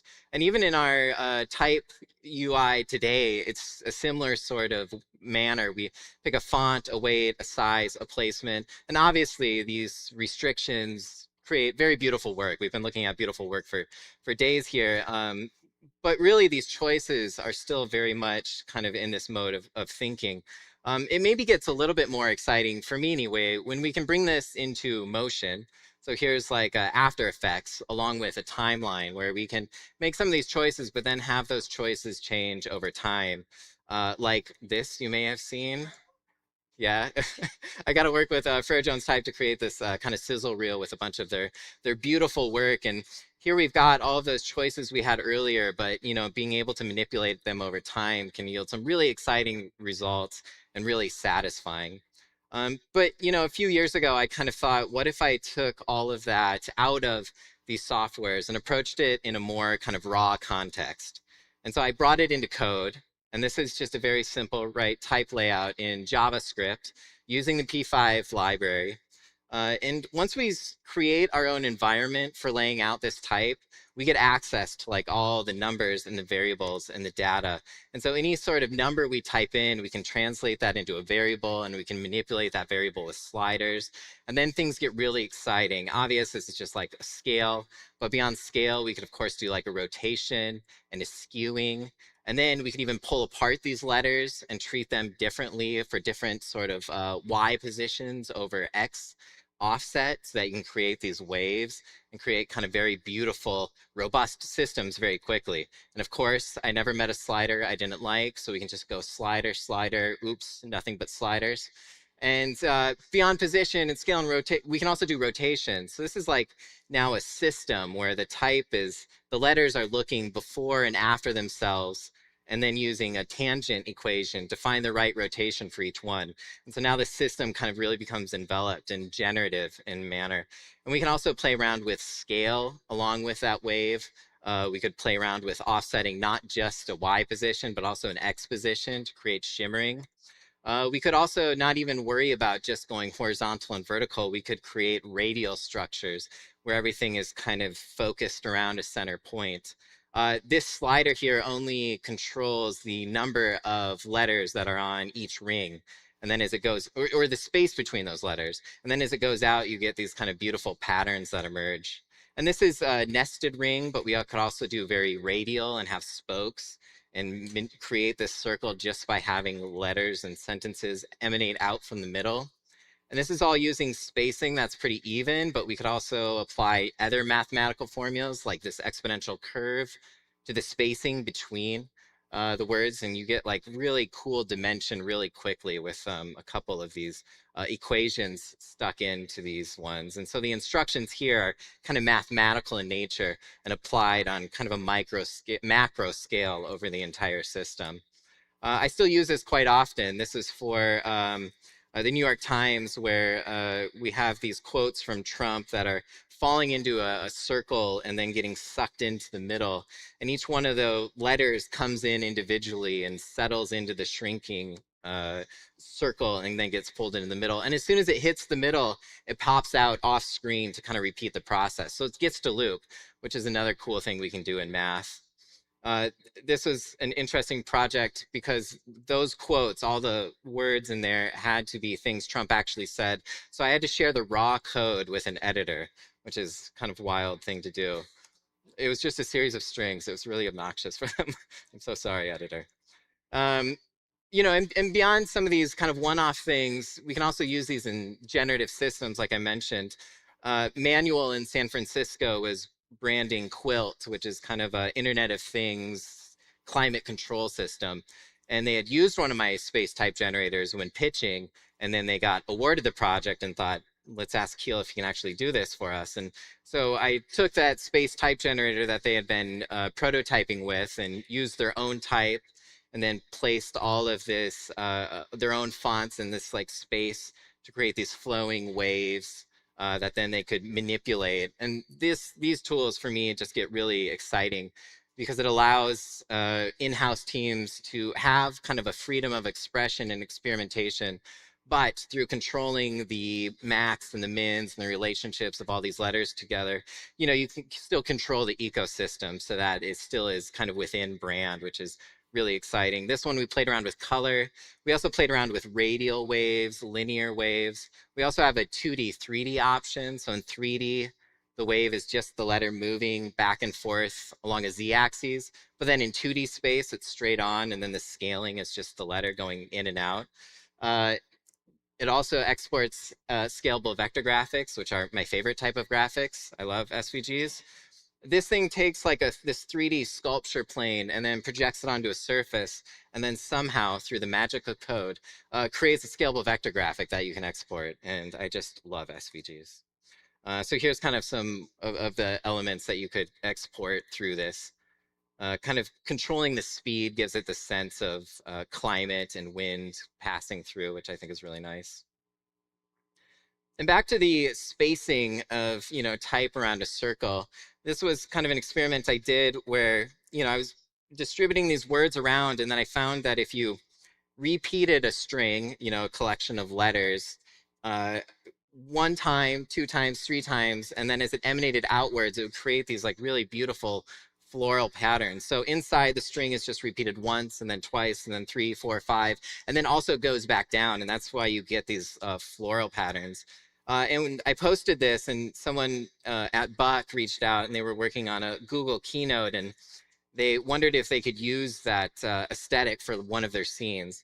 And this was such a cool challenge to do, because I had to take something that was in code that relies on frames, not keyframes, but actual frame numbers, and try and match it up with the requests and what the other team was doing. So After Effects living alongside code and trying to get this singular bit of code to kind of pass through all these different stages to kind of hit on the notes and the beats they wanted, which is really fun and a super exciting challenge. And this is how it ended up. And every request they had is like, can we do this? And they also always asked it hesitantly. And I was like, we'll find out. It was really a fun challenge, and I loved how it turned out. So yeah, it goes from 2D into 3D, linear into radial, really exciting. So the instructions here are applying, a system across a macro view of letters and spacing. Something like this is taking type and letters and instructing them to form a sphere that we can then kind of control with variables and sliders. But another way I like to instruct letters is to think about those points not as letters maybe, but as their own individual points that we can create geometry from. So here's that same structure, but now we have points, and we can connect those points with lines and create our own homebrewed geometry. And then between that geometry, we can do UV mapping. If anybody here does 3D software, this is a really common thing, right? Where you would draw a texture off screen and then apply that texture onto the surface of your own geometry. And I spend a lot of time doing this, UV mapping typography that I draw somewhere onto the surface of our own homebrewed 3D geometry, again, in P5 JS. And you can get in loads of fun trouble with this. Here, playing around with a spiral. So this is just a cylinder that kind of tweaks itself, moves up. And what I'm really proud of is the fact that the textures on that spiral thing are seamless. So like when it switches, it seamlessly goes. I was cooking on that. And then there's the chain thing over there, which is a little bit more static, and it looks like it's got some sort of hard body physics simulation, but it's just like some kismet timing of like rotations and bounces and stuff, and you can see them clip into each other. But these are all plotting these 3D points in space and then mapping textures onto it. I also continue to do this in editorial illustrations. So here there's this blossoming cylinders that are nested and kind of spawn, and there's some nice kind of motion graphic-y work going on there. You can see me toggle on and off the wireframe, so you can see that each one of these strips is a series of 3D points. I also love playing around with the 3D, 2D aspect. These visuals are cylinders as well, but in the beginning they're viewed with an orthographic perspective, meaning there's no foreshortening or depth. It's just kind of always the same size. So then by like slowing down these cylinders at points where the type is straight on, it looks like a flat surface. But then at peak acceleration, popping them out into 3D is always, really exciting and satisfying. And I'm working with Damien and his Hatch conference to come up with some graphics that kind of manifest this as well, having this type that looks a little bit kind of default and straightforward, nice, but then have moments of surprise where maybe a user would hover over one of these compositions and it would turn out to be a bunch of cylinders nested inside of each other, ready to pop out. We're continuing to roll this out, so here's some announcements and stuff, and I think really love how it's coming together in this kind of static 2D context, and then these moments of kind of 3D chaos. Always love cylinders, right? So this is another project that uses cylinders and then some, something called a trefoil knot. And this is for the New Yorker. And the idea here was we wanted a strip of typography that looked seamless, like it was creating a knot, and that there would be like no end or beginning. And I tried to do this previously with cylinders, and it always looks like a paper chain. But then I found an amazing equation online for something called a trefoil knot, which is like this Celtic knot. And if you look at those equations, I mean, you can see the DNA between them, right? They're like kind of nested inside of each other so that you get waves inside of waves that would create kind of this interlocking shape. And that's what we ended up doing. So I did this in processing and took 3 of these trefoil knots and kind of arranged them. And speaking of instructions, I kind of even built my own little layout system there so we could create and iterate really quickly some of these compositions. And by making your tools, you know, and having these really bespoke instructions, you can iterate quickly and create brand new, quick compositions. And I really love this scribble, but what we ended up going with was a kind of more symmetrical sort of composition. And we accompanied these with some pull quotes that were using those same strips and same sort of technique there, but just flattened and applying a wave to it. But we don't have to go pure 3D, right? We can apply some of those mappings to 2D. I went through a big phase of walk cycles. Walk cycles are always fascinating because they're like, you know, waves moving through your bodies, and these waves and bounces are kind of connected to each other. This is walking if you're unfamiliar. And so like as you bounce and you walk through, you get these really cool kind of cascading motions. And so I'd done that in After Effects, and then as I was getting into coding, I was like, I wonder if we can use that same sort of application. So here it's drawing the limbs using Bezier curves, and then kind of expanding those, finding the tangents for those to create these structures, and then applying typography and patterns to those. And these walkers have gone everywhere. They're more traveled than I am. They have been in editorial illustration. Their geometries have gotten quite elaborate. Sometimes they're in interactive exhibitions. This is in Taiwan. And this one features actually a controller where users could go and select one of the walkers with one knob and then adjust the height with another one and then re-roll the configuration of shapes. And then they're also have gone to Hong Kong. This is that set of walkers projected or displayed on these really giant big screens. You know, as soon as I saw my name that big, I was like, did they spell it right? Did they spell it right? Yes, they did. I even have to check myself. Did I spell it right? Did I spell it right? And then back to Taiwan. And what's so fun about these ones is you get to kind of play around with all these shapes and graphics and textures and yield like a whole new parade, a whole new host of Walker characters and kind of really fun contexts. Okay, another way we can instruct our type using code is something called object-oriented programming. I know you've heard of that because of the Naughty by Nature song. Are you down with the OOP? I'm pretty sure that's what it stands for. In this instance, you know, we could treat each letter not maybe on the micro scale, but on macro scale, but on the micro scale, where each one of these letters would become its own program and have its own sort of data and behavior and motions. And so rather than worrying about them having all abiding by the same sort of rules, you can tell them to have their own sort of motions and choose different things and maybe randomly select different sorts of shearing or rotations or sizes. And so that's what I've been doing a lot lately, is creating these systems where then they like bounce off of each other and they'll maybe pick a shear and then move and then push each other away. You can get some really elaborate looking systems by just applying the same sort of program across all these individual letters and applying either a uniform sort of motion or having them kind of randomly select a different sort of motion. These are both the same compositions, but applied with different acceleration textures, which gives you like all sorts of different behaviors and feelings. This is also what I did with this collaboration with the typographer, illustrator, Chris Andrew Small. And, you know, he does these like, yeah, beautiful, gorgeous compositions. And so we took like that base font that he's always stretching and sheared and scaled and applied colors and graphics. And then by doing a little bit of offset, you get these really beautiful cascading motions. I've also taken this for this sort of effect where you get cascading sheets of typography falling down the screen. So each one of these letters is one of those objects, and it's spawning, and then it's like randomly selecting an angle to drift towards and falling down a certain distance, and that's also slightly random. And then when you play them all next to each other, you get these cool systems where, like, as you manipulate them, you can kind of see those slightly different choices reverberate through all of the compositions. We use this for this New York Times Magazine one on affordability.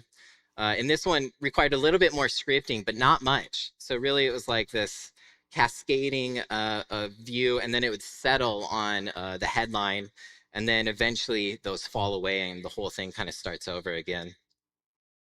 Here's another sort of individual program that I've adopted. This is for applying kind of a graphic quality to the silhouette of type. Here, it kind of randomly assigns these Bezier handles to the edges of type.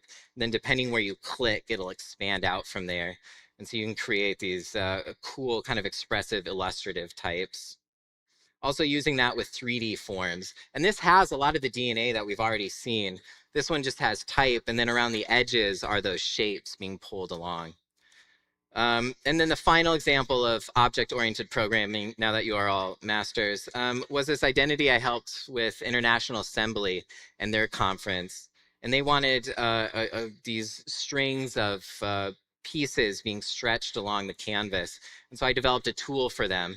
And as you click and dragged, each one of these images would pop up, these frames would pop up, animate into space, and then you could click around and then upload images to them. So then your stroke became a series of these little individual objects that would then scale up and reveal the work. And the stroke itself became very expressive. Then we took that and applied it to typography, which was very exciting. And that, giving it to designers, was a really cool way to kind of see what they could do with the typography. And so this is where it ended, with users being able to upload a batch of images and create their own content. And it still is striking to me, like, kind of how robust this system is and how exciting they were able to create a wide variety of different outputs from it. Okay, this is my thank you slide, but please don't clap. I just wanted to say something. Earlier this morning, I heard that Mitch Peony passed, and for me, that was like really devastating. From Studio Dia. I don't know if I would be up on this stage if it wasn't for some of the conversations he started. He's like the origin point for all of this, and so he's a legend, a giant. Just want to take that moment to thank him. So thank you all. All right.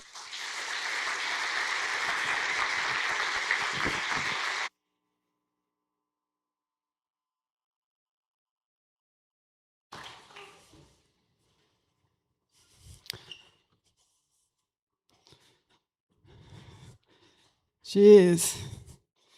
Keel and Kiati broke my brain. Oh, math. Amazing, amazing. Our next speaker is Tita Tep. She's a Cambodian American designer based in Brooklyn. Her clients include Apple, the New York Times, MoMA, Uniqlo, and Google Creative Lab. Tita is the executive creative director of Tidal magazine, an independent fashion and pop culture publication.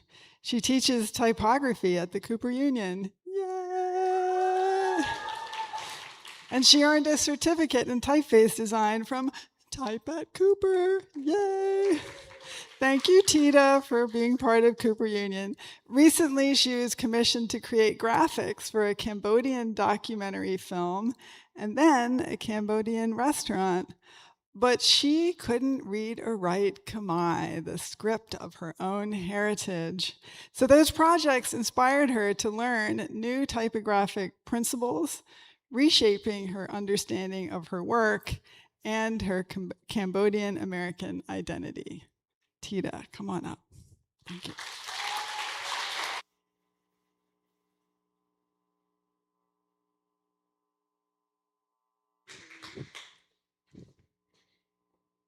Thank you, Ellen, for that lovely introduction. It's such an honor and privilege to be here at my home at Cooper Union. My name is Tita Tep, and today I'm going to talk about two projects that center typography and, more broadly, how they challenge the way I think about my own identity and my heritage. So like Ellen said, I am Cambodian, but I cannot read or write Khmer. Khmer is my mother tongue. It's the official language of Cambodia. And while I can speak and understand a lot of Khmer, I actually never learned to read or write it. So the question that's always hung over me is, what does it mean to claim an identity that I can't fully access? I was born and raised in America. I'm a first generation Cambodian, but I've never felt fully American, nor have I ever felt fully Cambodian. Both of my parents fled Cambodia in the late 70s during the Cambodian genocide. During Pol Pot's regime, most of the population were forced into labor camps, and nearly 2 million Cambodians were killed during this time. My parents were among the lucky few. Though they survived, they were really young, they were in their early 20s, but they were completely displaced from their families and from their homes. And during that displacement, they lived in a refugee camp in Thailand for 4 years until they were granted asylum in the US. So these are portraits of my parents and my brother taken in 1983 by the International Organization for Migration. This is an organization that helped coordinate the mass resettlement of Cambodian refugees. So these photographs are how my family ended up in Richmond, Virginia, which is where I was born. And growing up, my parents did the best that they could to raise my brother and myself so that we could assimilate into America. And they wanted us to have a very normal and comfortable life. And I definitely did. Before grade school, I was speaking a lot of Khmer with my parents, but as I got older, I started to speak a lot less Khmer in my daily life, and very quickly, English became my primary language. So at that young age, I desperately wanted to be like everyone else. I wanted to fit in, so I became more obsessed with American pop culture. And because my parents were forced to flee Cambodia, assimilation became a part of their survival. So they weren't able to prioritize, teaching me Khmer. So this American-centric identity eventually led to a 15-year career in design, typography, and creative direction. And when I look at all of this work, it's very clear to me that it's centered around my American sensibility and my American point of view. And typography is very much rooted in all of my work, but I'm only working with Latin-based forms, and visualizing English in particular became a very comfortable space that I work within. So then a project came along that forced me to confront that gap that I had subconsciously avoided for most of my life. I was invited to design the titles for a documentary titled Chasing Cambodia. And the documentary is about a Cambodian American cyclist who was invited to race for the Cambodian national team. It centers around my friend, Johnny Phan, who through this experience is also confronting his own relationship to our heritage. And Johnny's story deeply resonates with me. His experience of navigating these two worlds is one I think many first-generation Cambodians carry. And then on top of that, there's the weight of the genocide. How do we, the surviving families, carry this unspoken obligation to know, to remember, and to also represent a culture we only partly inherited? So there's a lot of pressure that comes with that history. And I think my avoidance was a form of self-protection and self-preservation.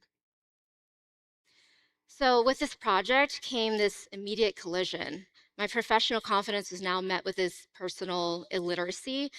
And for the documentary titles, I knew it was important to design something that incorporated both Latin forms and Khmer forms. But with the Khmer script, not only did I need to teach myself the actual forms and how to read and write, but also the typographic principles of Khmer for the first time. At a high level, Khmer is incredibly complex. It's not a script that you can casually learn. So let me show you what I mean. First off, Khmer has one of the largest alphabets in the world. There are 33 consonants, 24 dependent vowels, 12 independent vowels, plus diacritics and subscript forms. And also, Khmer is unique in its structure. So unlike the Latin alphabet, where consonants sit side by side on a baseline, consonants and vowels sit side by side on a baseline, Khmer is an abugida, so every one of its 33 consonants possesses an inherent vowel built right into it. So you don't need to write a vowel mark to form a syllable, the vowel is already there.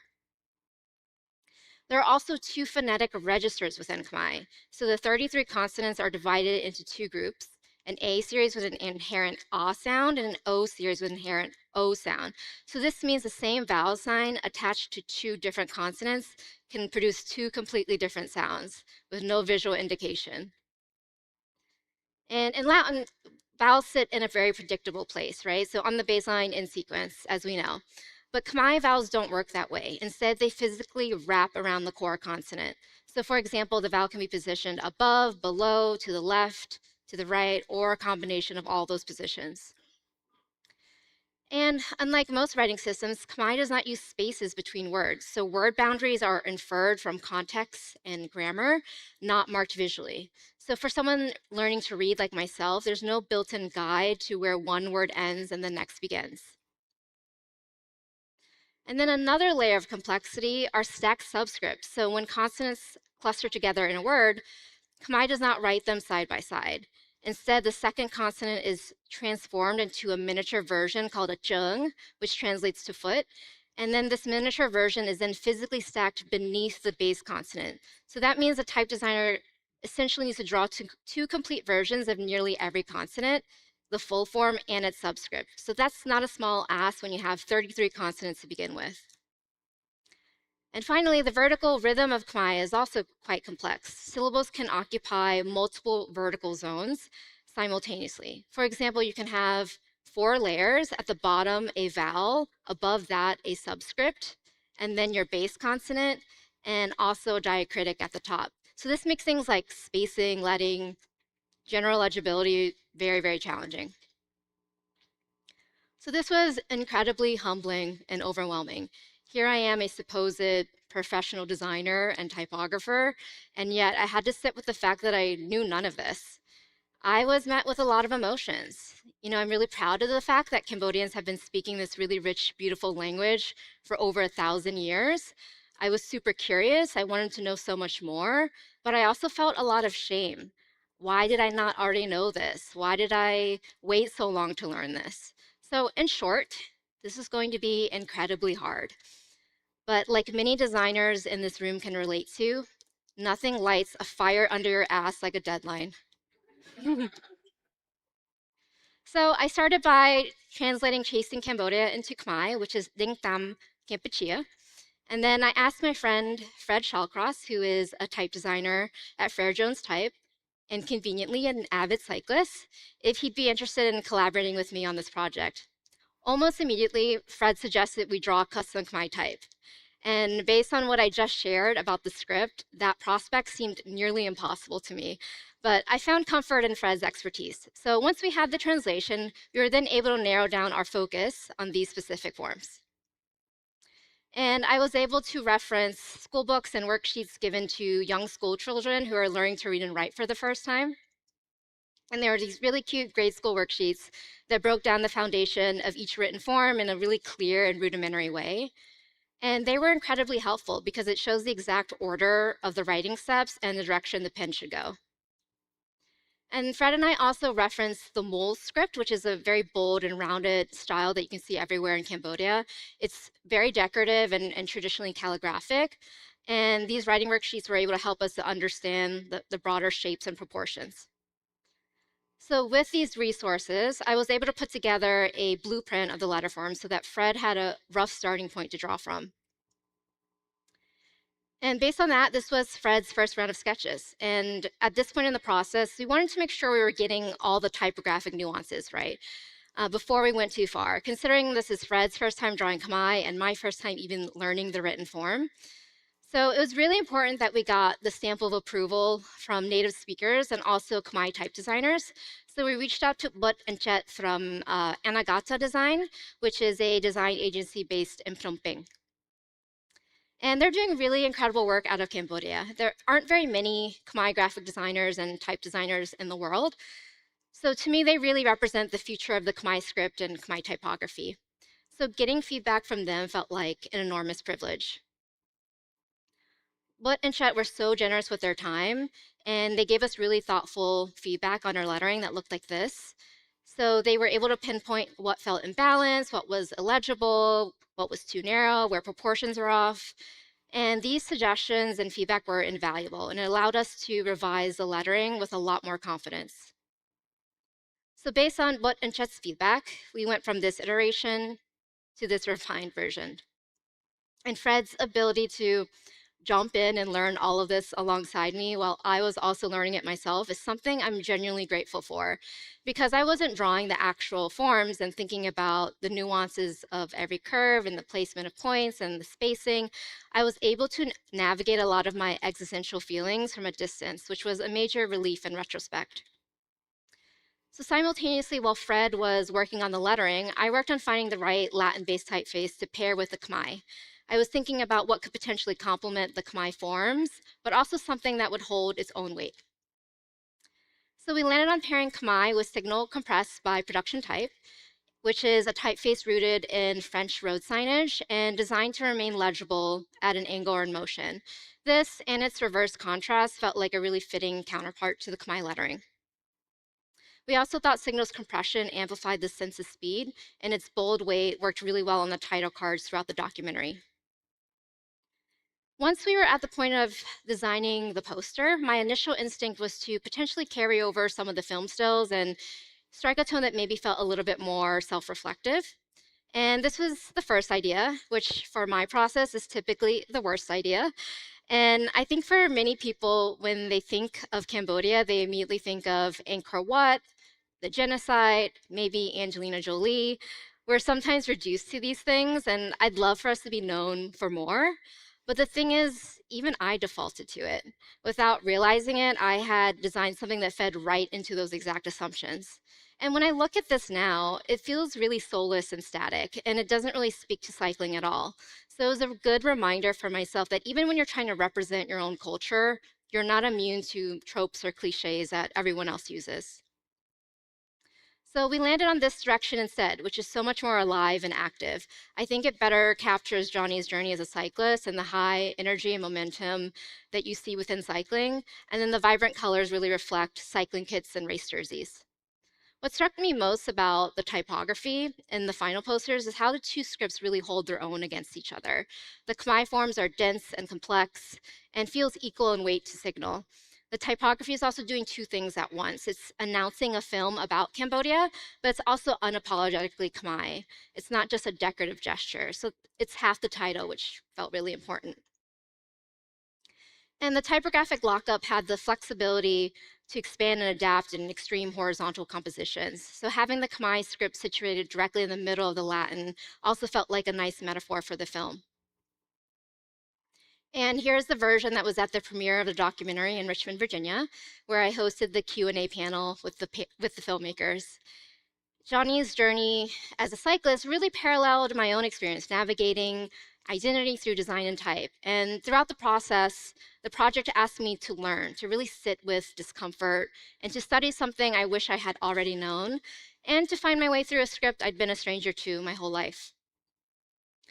Then a few months later, a second project arrived that asked something different of me. My friends Char and Choppy were opening a Khmer restaurant in Crown Heights called Bong, and I was asked to work on the restaurant's brand identity. In Khmer, the literal translation of Bong is older sibling, and in everyday speech, it's used as an affectionate, respectful way of addressing anyone that you think of fondly. It communicates like warmth, community, and being looked after. It's a really endearing term. It really set the tone for the restaurant.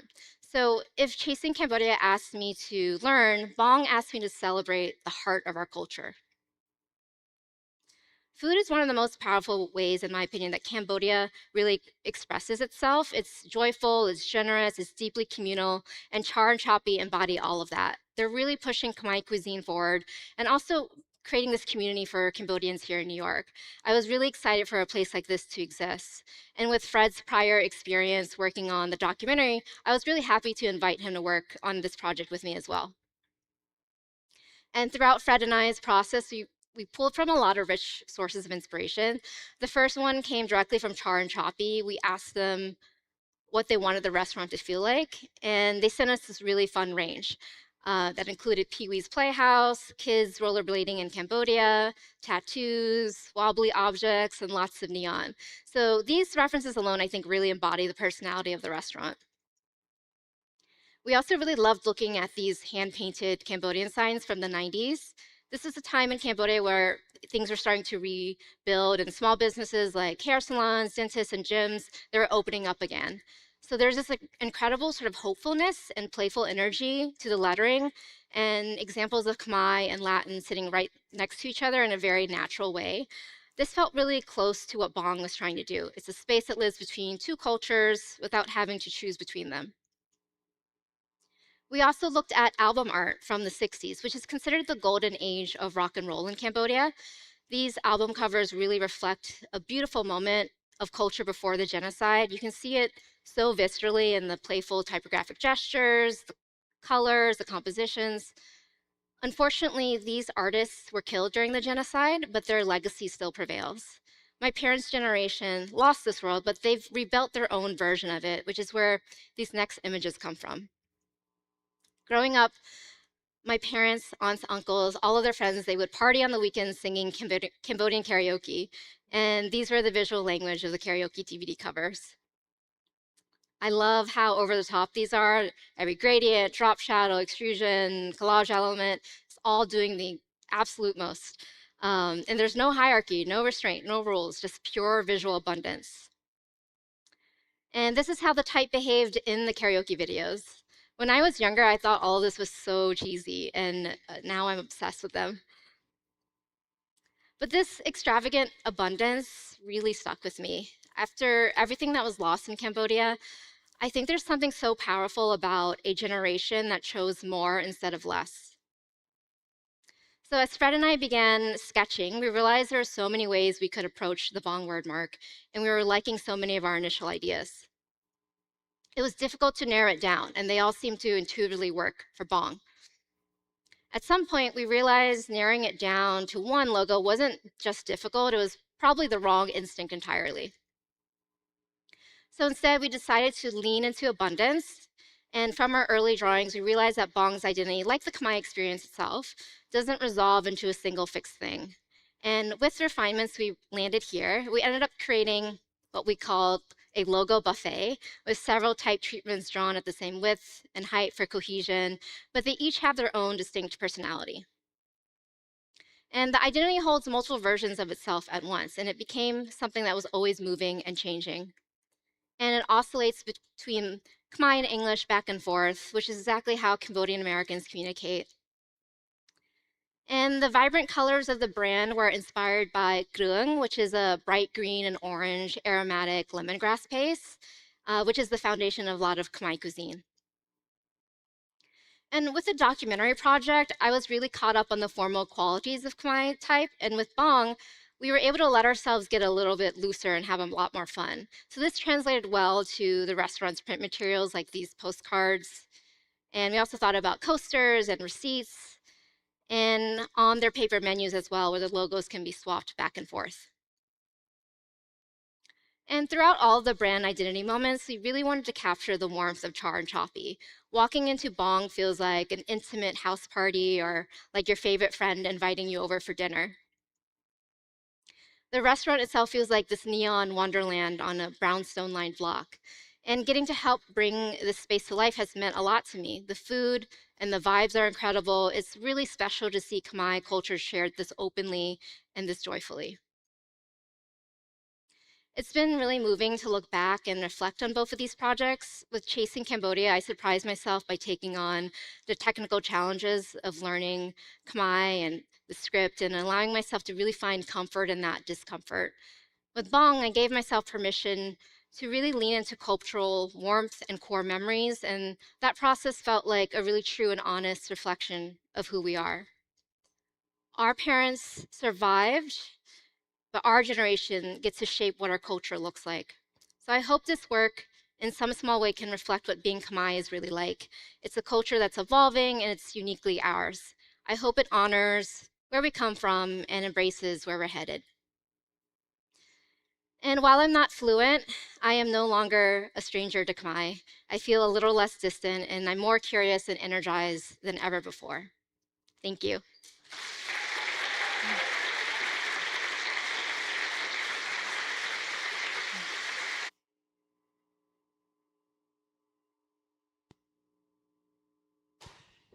Wow, curious and energized. Yes? Is that how we're feeling? So we're going to give you a little break to express that energy and expand your curiosity. Please be back at 4:30 for our final events of the program. See you real soon. Thank you.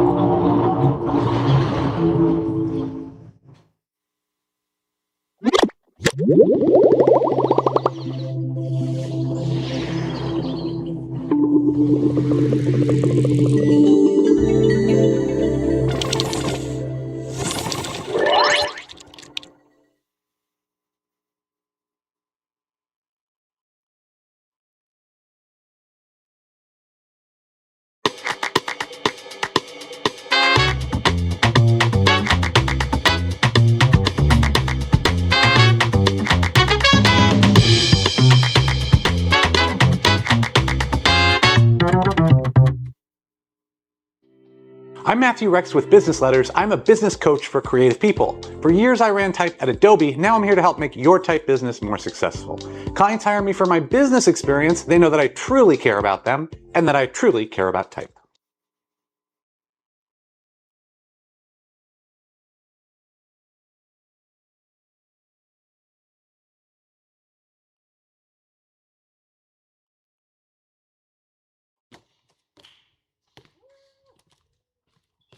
All right, guys.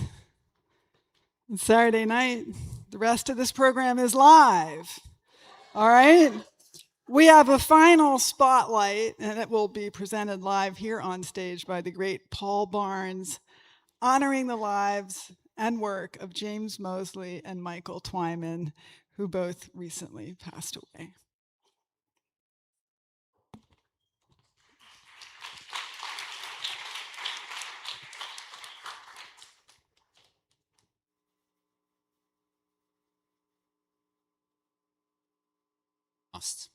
I was fortunate during my studies to experience one while studying at the University of Reading. Much of that was due to the educator Michael Twyman and the scholar and the librarian James Mosley. In 1974, Michael established the Department of Typography at the University of Reading, which I believe was the first department of its kind in the world. The undergraduate program was both practical and academic in equal measure. Students were expected to undertake real design commissions to really understand all parts of the printing process, whilst attending lectures and essay writing. Michael was a passionate advocate for the value of history in informing the present. Students were not only taught the rich history of printing and letterforms through lectures, but were also taken to Rome, Florence, Antwerp, and Frankfurt to see that history for themselves. And believe it or not, all for free. As teenagers, most of us probably appreciated only a fraction of the value of these experiences, preferring the freaks of Antwerp to the treasures of the Plantin Moretus. Their true significance became clearer only later in life. As head of department, Michael assembled an exceptionally talented group of teachers, including Ken Garland, Sue Walker, Gerard Unger, and Paul Stiff. He was also a distinguished author. Alongside important academics texts, he wrote Printing 1770-1970, a book that traces the evolution of printing technologies while richly illustrating its subject. It remains a work I cannot recommend highly enough. One of the department's most respected teachers was, of course, James, who for more than 40 years served as librarian of St. Bride's Library in London. As a teacher, James was immensely knowledgeable and intellectually rigorous, qualities that could sometimes seem intimidating to undergraduates, particularly as lectures were on Saturday at 10 o'clock in the morning. Yet for those who sought him out, he was remarkably generous with both his time and his knowledge, and his scholarship was of the highest order. James questioned many of the assumptions inherited from an earlier generation of typographic historians like Morrison and Updike, and in doing so helped reshape our understanding of the history of letterforms. If he couldn't find an example of something that supported his argument, he would change his views accordingly. His pioneering essays, The English Vernacular and The Nymph and the Grot, are outstanding examples of this approach. His interests and tastes spanned from the high to the low, from the finest printing to hand-painted letters found around London in the previous centuries. As librarian at St. Bride's, he preserved not only printed material, but also the physical artefacts of the trade, punches, matrices, moulds, and presses. In the image accompanying me, behind can be seen the famous Pouchet letters that he preserved from the remains of the Caslon foundry. And of course, much of our own commercial classics owe James and Michael an enormous debt. Although both the Department of Typography and St. Bride's have changed greatly since Michael and James retired in the early 2000s, it was through their vision, scholarship, and foresight that they became such important pillars of the typographic community. Thank you.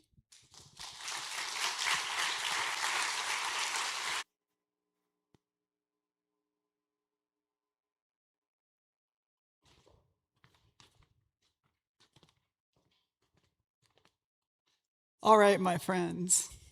Our final speaker is Emily Oberman. Okay. She is a partner at Pentagram. She is a proud alum of Cooper Union. We were in the same class of 1985. I still remember arriving at school from my hometown of Baltimore. I'm a bit of a hayseed, and there was Emily, and she had this long red hair, wild, and a vintage dress, and I was like, that is how it's done. And she is still just as beautiful, just as wild. I can't believe she's here tonight. I'm just super excited. So before joining Pentagram, she co-founded the design studio Number 17, and she had begun her career at M & Company. She is best known for her work in entertainment. She has designed the title sequences for Saturday Night Live for the past 27 years. Right? Not bad. Endurance, my friends, endurance. And she will show us how she keeps making something new yet familiar, year after year, for an ever-evolving audience. We grew up on this stuff, and so did they.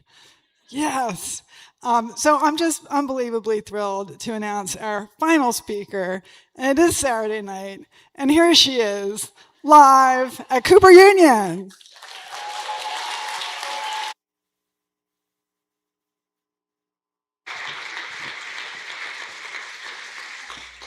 Okay, for some reason, I'm really nervous. I think it's a combination of like being a Cooper alum, having, I was Cara D'Eduardo's roommate in college.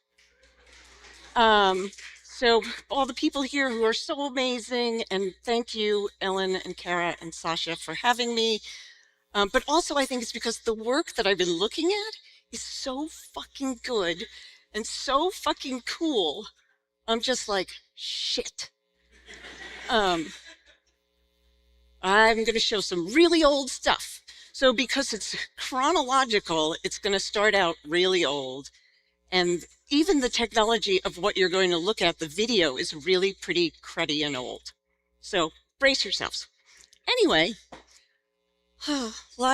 almost live from New York. I'm actually live. When I wrote the title for this, I was thinking like, oh, it's not really live. But here I am, so it's a little confusing. Anyway, this is a love story. I fell in love, for better or for worse, with Saturday Night Live the very first time I laid eyes on it, which was the very first time it aired. My parents let me stay up later than I should have. I think I was 12. And this is the moment that I fell in love.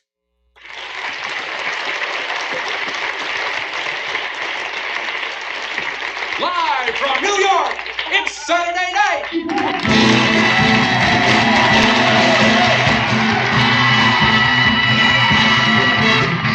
NBC Saturday Night. And ever since then, I have continued to be a loyal fan of the show. I watch it pretty much live every week, which is a little pathetic about my Saturday nights, I suppose. But now I often watch it with my sons, which are delightful. Oh, and they're here. I forced them to come here, and it's made me nervous because they're here. So I brought this all on myself. Anyway, so years and years ago, while I was already in love with Saturday Night Live, I did work at a design studio called M & Company. Now, it seems like I should just show one picture, but the truth of the matter is that's early on in my career at M & Company and late in my career at M & Company, and 3 of the people in 2 of the photos are here. So actually, I'm not sure if Douglas is here, but Bethany Johns is here, and Scott in the first one, and Scott Stoll. So Tibor knew how to pick. He chose wisely. Anyway, one day, a man named Jim Signorelli came to meet with Tibor. Now, Jim Signorelli was a personality that was larger than life. He was always had to be the smartest person in the room. He was funny. He was smart. He was the director of the film unit at SNL. He came to meet with Tibor, who, if you know or don't know, is larger than life, always has to be the smartest person in the room, and is funny and smart, and also just like at the top of his game pretty much all the time.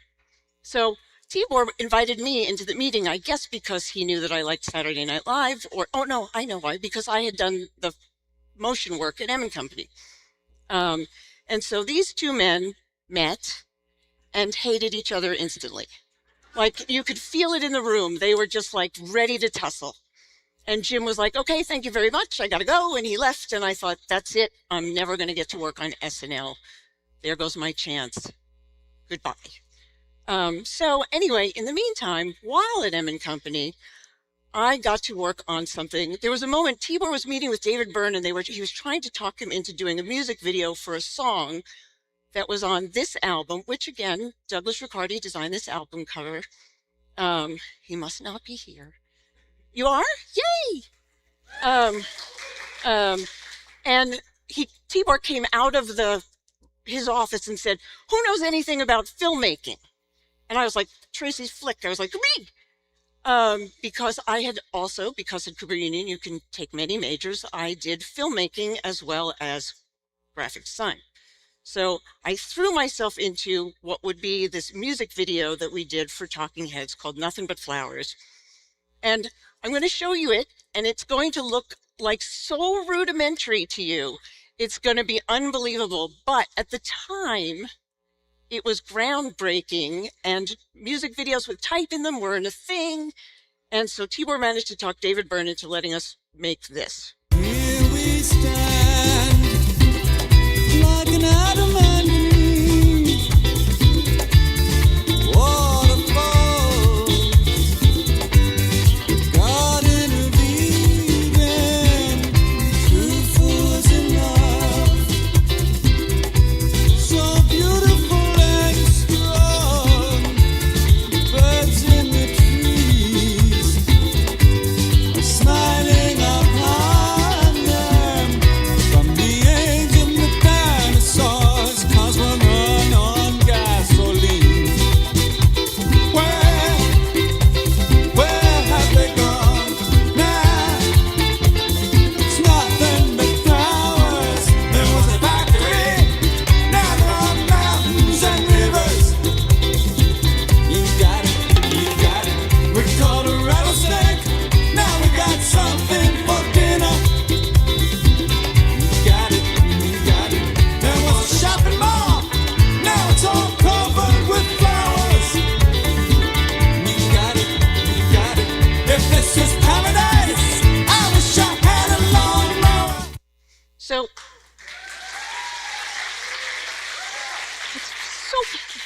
so that video, first of all, there's little things like there's the type that runs across the screen in more than one time. And when we asked the animator, who was French, to animate that, he said, Mon Dieu, impossible, come back tomorrow.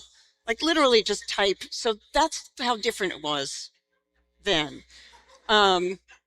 Also, this morning, I realized that I had all the original type that I set.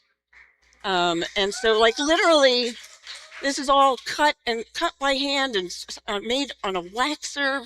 I'm not even going to explain what that is. And like when it says Two Fools in Love, I set it.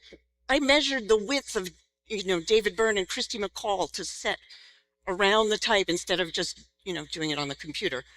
Anyway, this won the very first Video Vanguard Award for MTV, and it also changed the way people thought about typography in not just music videos, but also in commercials and all sorts of things. Also, they didn't have VMAs at the time, so they handed us the trophy like in a conference room.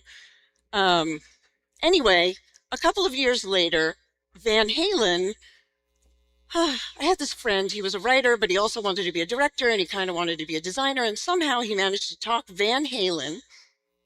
I'm more of a Talking Heads person than a Van Halen person, but he managed to talk Van Halen into letting him do a music video. And he had always I love him, but we had a little bit of a rival. He wrote a movie called Side Effects, if anyone has ever seen it, which is about a sociopathic, murderous, redheaded graphic designer named Emily who works at Pentagram.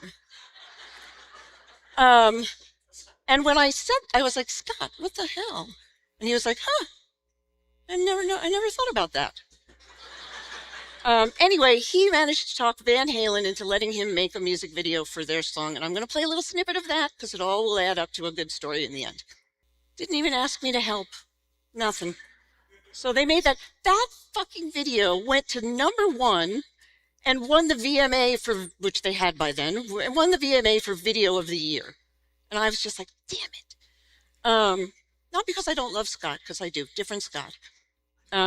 Anyway, at a certain point, Pepsi bought the rights to the song sometime in that same year. And at the same time, there was this phenomenon happening in the world where people were making everything clear for some reason. So Pepsi bought the rights to this song and then made this.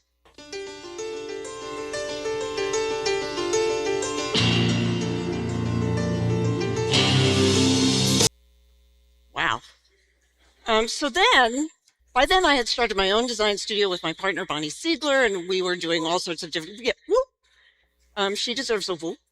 And by then we were doing all different kinds of work. We were doing a lot of motion stuff. And one day we got a call from Jim Signorelli, the film producer from SNL, who remembered me as the one cowering in the corner, I guess, in the meeting with Tibor, found us and came back.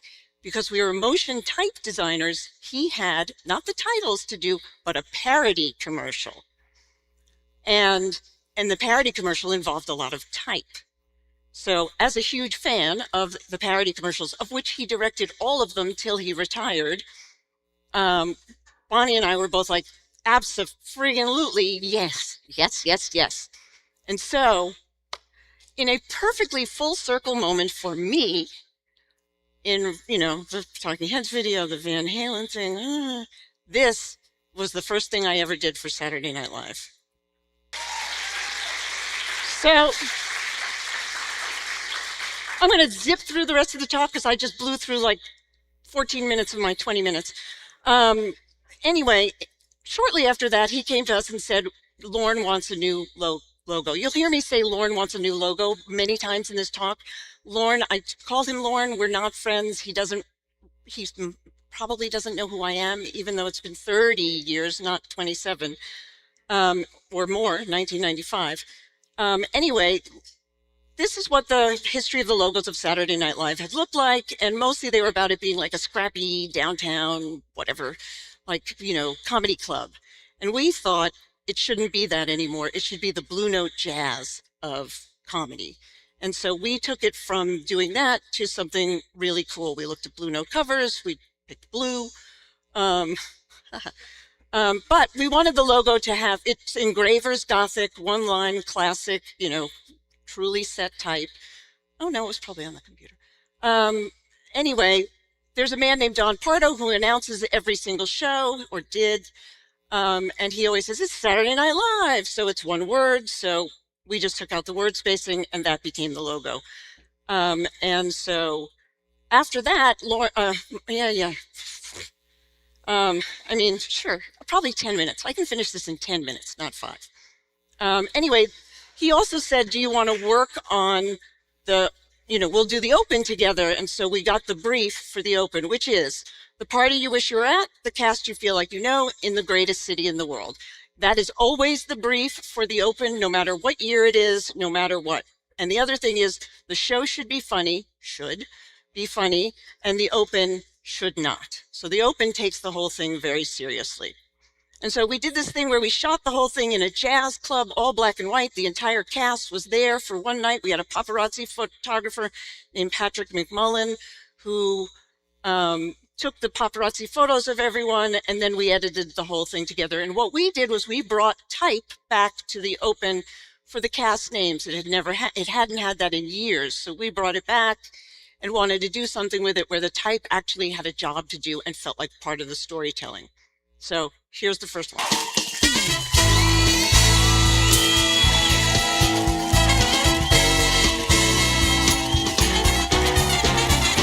It's Saturday Night Live with Jim Brewer, Will Ferrell, on a gas fire,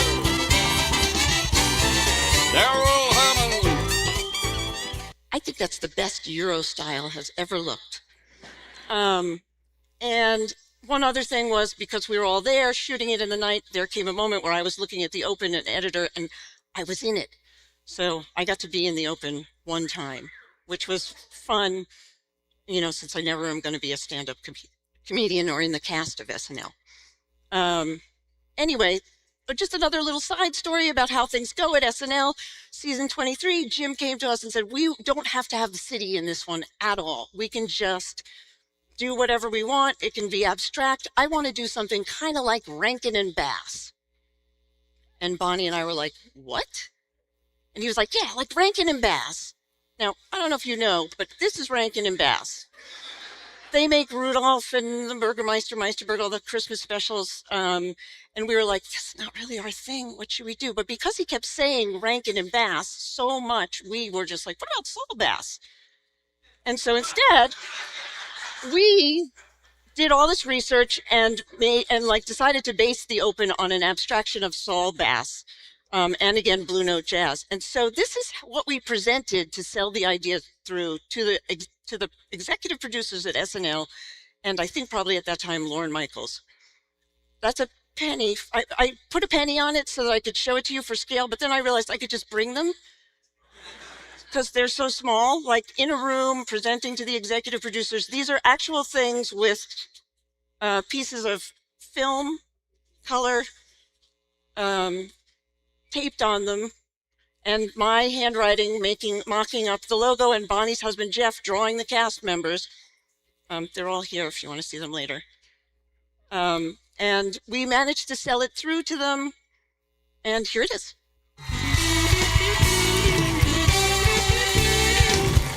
Saturday Night Live with Jim Brewer. After that, we did a whole bunch of other opens with that logo in it, and also Jim was like, that was a mistake, we can't not have the city in it. So we went right back to having the city in it. That lasted one season. But then in 2005, Lorne decided, time to change the logo thing again. And so we were like, okay, let's stick with that Saturday Night Live, like the onomatopoeia thing, so it'll just get bigger and wider.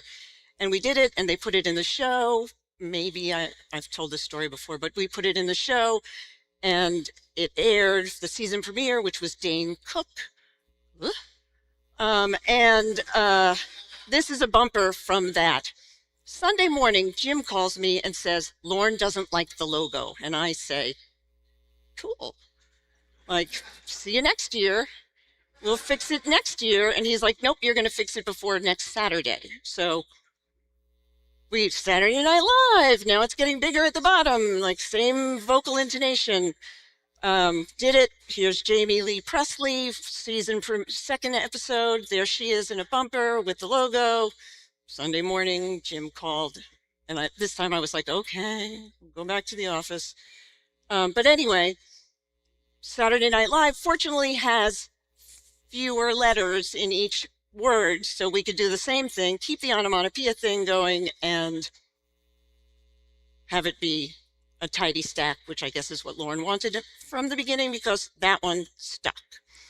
We did this one lasted a few years. I'm just going to show you my favorite one from that era, which I had just gotten back from maternity leave and was desperate to get back to work. Sorry, guys.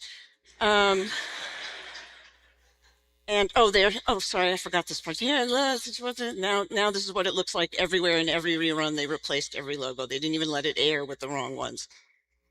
So I wanted something, or we wanted something. I don't mean I, because it's never I. Look, I've been putting the names of all the people who work on each one on the screen so that you know it's not me. It's never just me. It's always a lot of people, especially with Saturday Night Live, where there's a whole crew. And different designers have worked between Number 17 and Pentagram. Different designers have worked on this so often, and that's what makes it good and beautiful and smart and different, and it's wonderful. Anyway, I wanted it to be like sort of crazy and colorful because I was just like, ooh, kind of buzzing from no sleep. So this was sort of the color world and the motion world that we used to sort of explain what we wanted. And this was the first time that Mary Ellen was who was the photographer at SNL, was really involved in the creative process with me and Bonnie and Jim and whoever I said the director was. Nope, Mary Ellen. And so this is what this one looks like. It's Saturday Night Live. So again, remember, we're inventing the same thing over and over, but in a different way. Then in 2014, Lauren wanted a new logo because it was going to be the 40th anniversary of the show. We wanted a new logo for the 40th anniversary. And at the same time, Don Pardo, the man who had been the voice of SNL, passed away. So we were no longer beholden to like his voice. So instead, we did something that was more about the lights of the city and how it moved around. And it was the 40th anniversary. Also, by now I'm at Pentagram, just to set the stage. Just so that it felt like the city and it felt like architecture, and you could put it in any form and it would still feel like the show. And we did all sorts of great things for the 40th anniversary with it in situ. This is all done live with a special rod called a pixel pole or something, and you program the type into it and you walk through the shot with it, and it doesn't record the pole or the person walking, but it makes the types live in camera. And because it was the 40th anniversary, we wanted everything to feel 40 years old. Anyway, I'm not going to show that one because we got to move on. So for season 44, I am going to show this one because it was kind of fun. Mary Ellen and I had now taken over.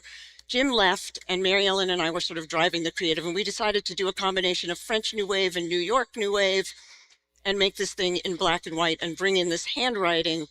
And to do this, in case you're wondering, since we do this all in 2 weeks before the season starts, we make tests sometimes, and this time we used all French New Wave film to make the test of what we wanted the open to be, and I just thought I'd show you one of them. It's Saturday Night Live with Beck Bennett, A.D. Bryant, Michael Che, Pete Davidson. Anyway, you get the gist. So, but at some point we decided that type was too dinky and we wanted to do really big type over the whole thing. They're they're careful about their cast members. They don't want them to, they're the stars, not the typography, always. But because this frame looked so good and Kate looked so beautiful, they let us put the type over all the cast members. And here it is.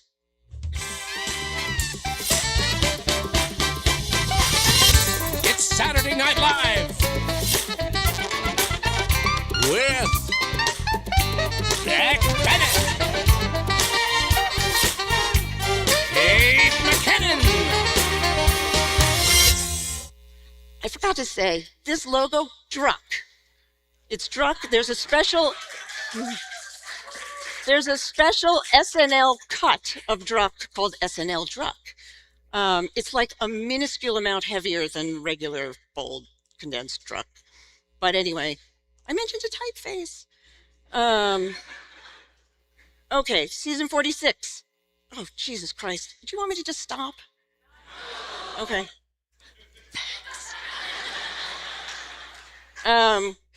Okay, season 46. This was COVID. Lorne Michaels, Saturday Night Live has a history of being like a barometer for the country, and Lorne Michaels decided that SNL would come back during COVID, that they could overcome that, and it was a way to tell the country that we would be okay. And so we came up with this idea of doing this thing, which is all welcoming. We also could only shoot at 30 Rock because that was the only property that we had permits for because everything else was closed. So it was all about the cast welcoming you back to 30 Rock, but we also had to have masks in it to show people that it was safe on the show. But we also then wanted to slow it down a little, make it feel more human, make it feel more interactive, and also bring this level of handwriting in, which we had never done before, so that again, it felt more personal since no one was actually physically together. We thought bringing handwriting in would really make it feel more human.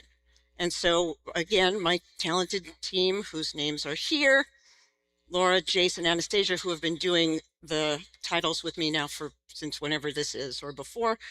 All spent time drawing these names, and we made for every cast member, it didn't want to look like their handwriting, it wanted to look like handmade. Also, the other thing is there was no craft services table, there was a COVID services table at the shoot. There was a woman whose whole job was to walk around with a 6-foot-long noodle and make sure that people were far away from each other.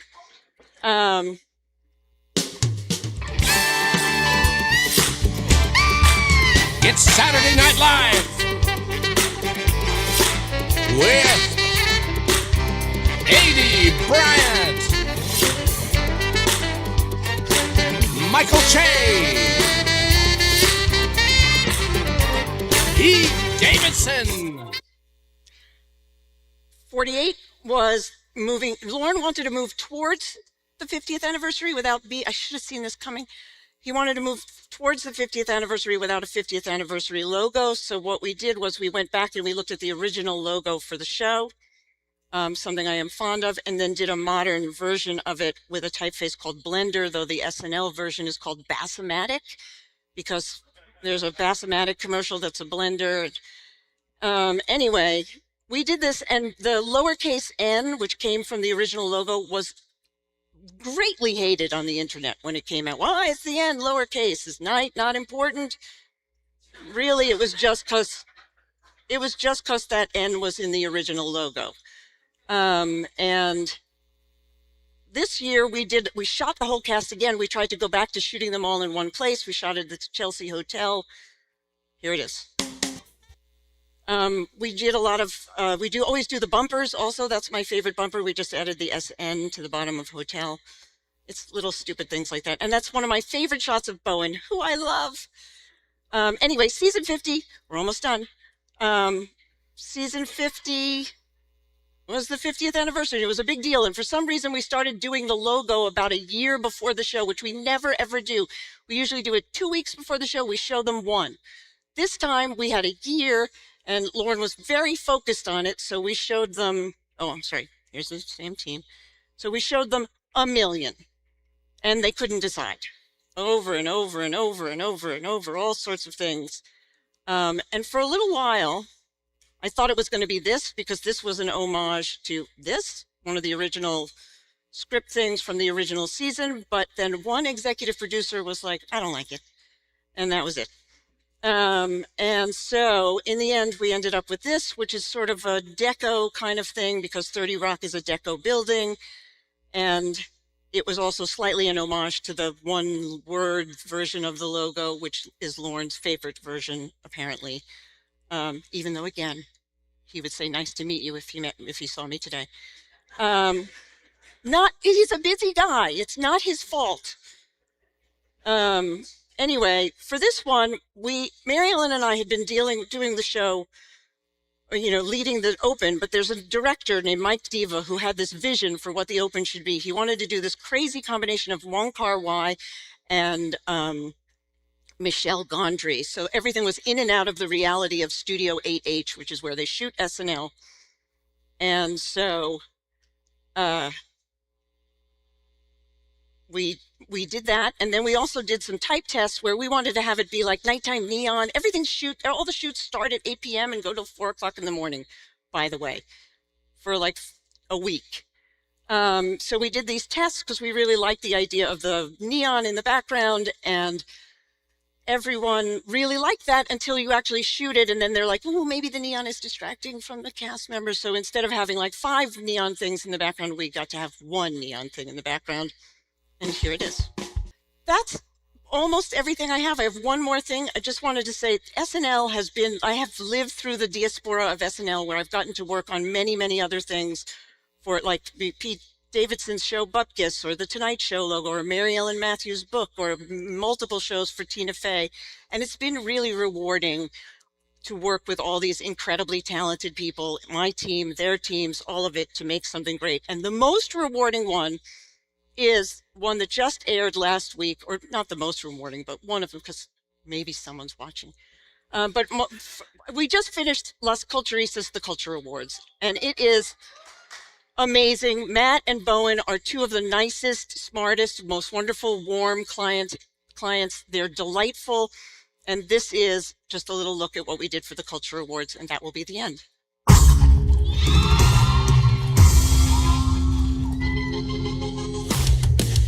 All the things she said, all the things she said, running through my head, running through my head, all the things she said. This is not enough. Wow, wow, this is not enough.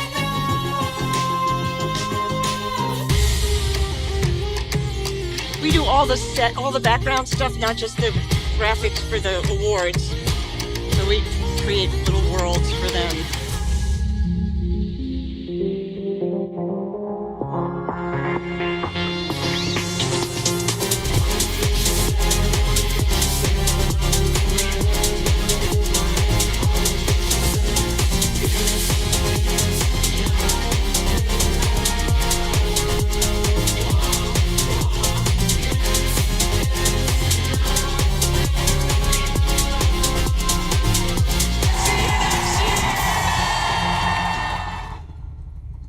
Thank you.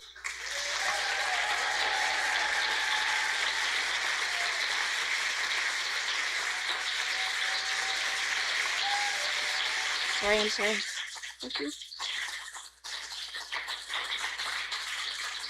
I'm so sorry. I'm so sorry. Not done, baby. I'm so sorry. Don't go anywhere, Emily. Okay, I rehearsed that multiple You're times, staying. and it only took 20 minutes. Yeah. 25 minutes. That was a good 20 minutes. I can count. That's cool. All right. I'm going to sit here. So I'm going to be joined by all the speakers from the afternoon for a quick chat and then a beautiful goodbye. And they're all coming up here in just a minute. Awesome. Thank you. Hi. Hi. Remember being in school together? Yes, I remember being in school. Yes. Right? You remember, Still right? in school. Ellen was like the superstar of the class. Ellen and her husband Abbott were just like the people that we who were the like goofy fuck-ups were just like, they're so cool. She was cool. Wow, what a great weekend. What great talk.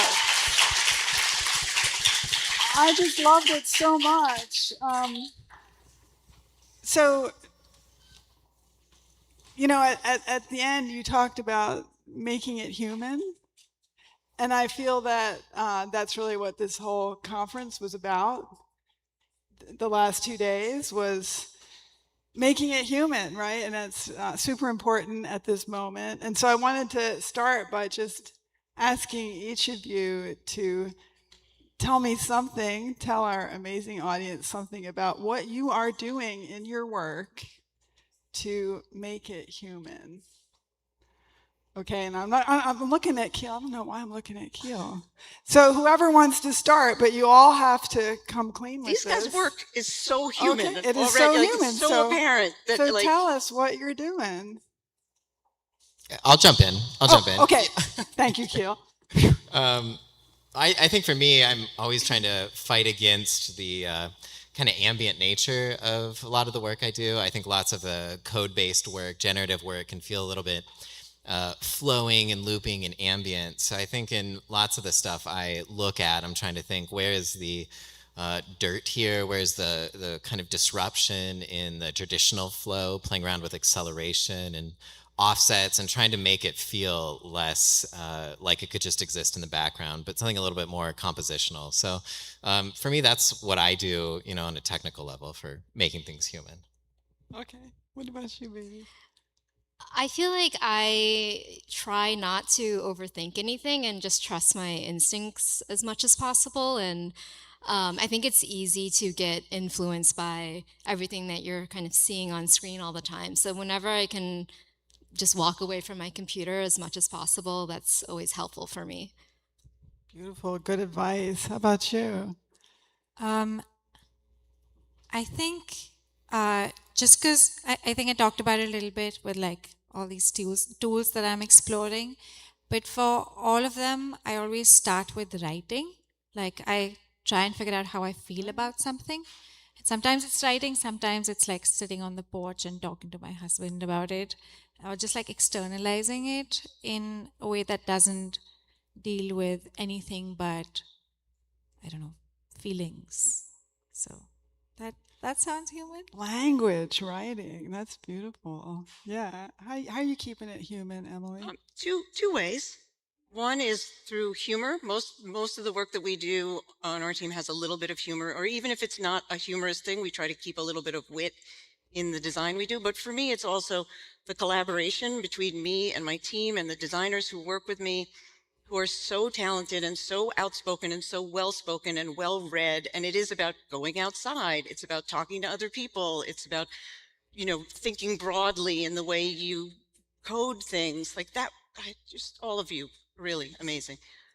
That's what it is for me. It's collaboration and humor. All right, that's beautiful. And then we're here to celebrate typography. And there were moments in the last 2 days where I'm like, type is the best thing ever. And then there were moments where I was like, why are we still talking about type? Right? This is like now been 8-9 hours and we're still at it. Okay. And so I was thinking like Keel, like you never took a type class. Yes. And I'm looking at your stuff and it's like, if those things were all polka dots, I'm not into it. But it's letters doing weird shit on the screen and becoming cylinders and flowers and wave patterns. Why is it that it's so much better because it has type? And why do you like type when you never, you're not, you didn't study it? Actually, he is an MFA from Cranbrook, just so you know. Okay. So he's doing a little humble brag here on the type thing. The guy knows his type. But why? Why Keel? Why type? Well, it's got to be something, right? And polka dots, maybe not so exciting. And a little bit of it, I think, is, that thing I was alluding to earlier where lots of generative where it can feel very ambient. I think throwing in type, adding a little nuance of language and understanding communication, I think gives you something to grab onto a little bit. It also comes with the weight of like what to say. So your quotes with books, I mean, I feel you, right? Like I've got a whole, bunch of digital Post-it notes with just list after list of things to write down. And I think for me, it kind of instills these visuals, it kind of justifies them in a way, I think, rather than it just being something that kind of passes, I think you can have a lot more fun with the introduction of language. And then all the forms, I think, I have come to really love type through exposure, whether it was through teaching at MICA and kind of being surrounded by all these amazing talents. And then you start to see all these shapes and really grow a much deeper appreciation through just all of this onslaught of beautiful type, and so I think it's exposure, it's the possibilities you can have when they're letters and they mean something and you can say something with it. Yeah. Oh, that makes me feel better. Good. That's good. That's So what I'm here for. I kind of want to end by having each of y'all, if you have a story or a memory, like when was the moment that you realized that type matters? Is that like we didn't always know? And I think for all of us there was a moment, right? Like an epiphany. No, my parents were graphic designers, so. Oh, I'm sorry. They also went to Cooper Union. So type was always a thing. Like when I was little, I used to use my dad's letter set, like rub down type or trace things on his light box, trace typefaces on it, like when I was 9, 8. So it's a whole different ball game for me. So you guys go. That's mine. Like okay, childhood. that's sort of like they grew up with the internet. You grew up with letter set. That's a song, right? Same okay. thing. How did you? When was the moment that you knew it was letters for you?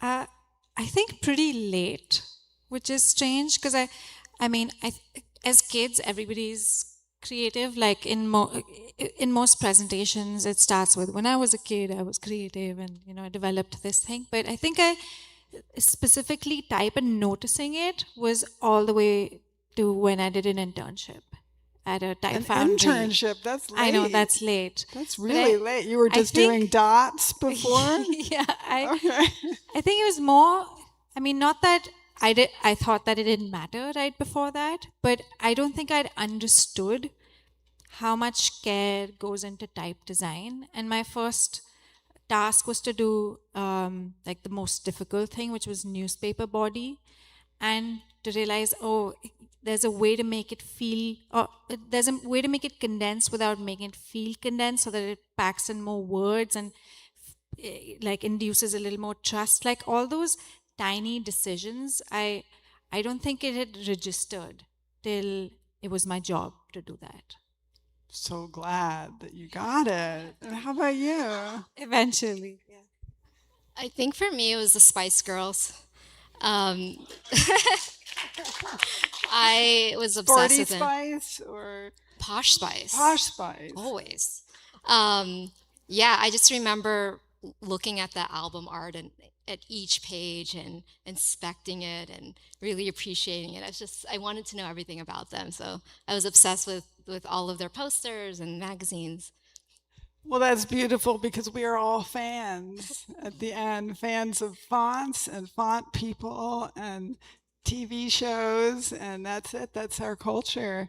And y'all are help making it, and thank you for supporting Cooper Union and Typographics and the world of design. So have a beautiful night. Good night. Good night. Thank you.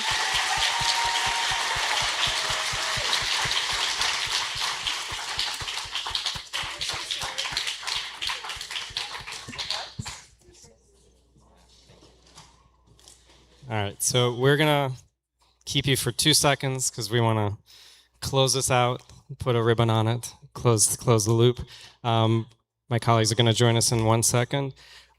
We have to. This is my turn. I think we all kind of took a turn.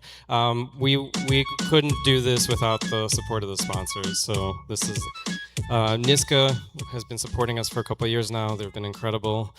The Type Foundries is the lifeline. We have so much love to the type community and beyond, but we're doing all of this work with this incredible support from our amazing sponsors. So huge thank you to them. And you know, this is, you guys know this. And a huge thank you to the crew. Huge. Waldo, Kara, Jen, Hannes, Nick, Simone, Sam, and the City View crew. Thank you guys. Thank you so much. And the Cooper folks who made this.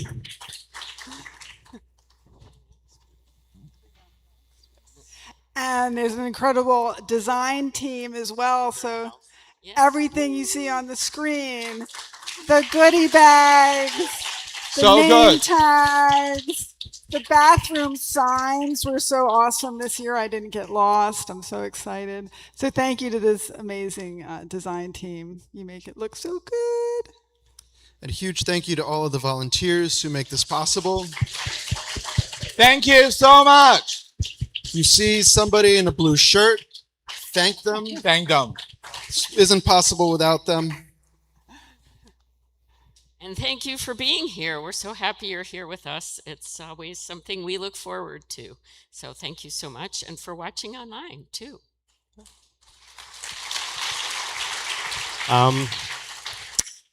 So much has been said, very little left to say, lots to process, but first and foremost, so thankful for the folks standing next to me.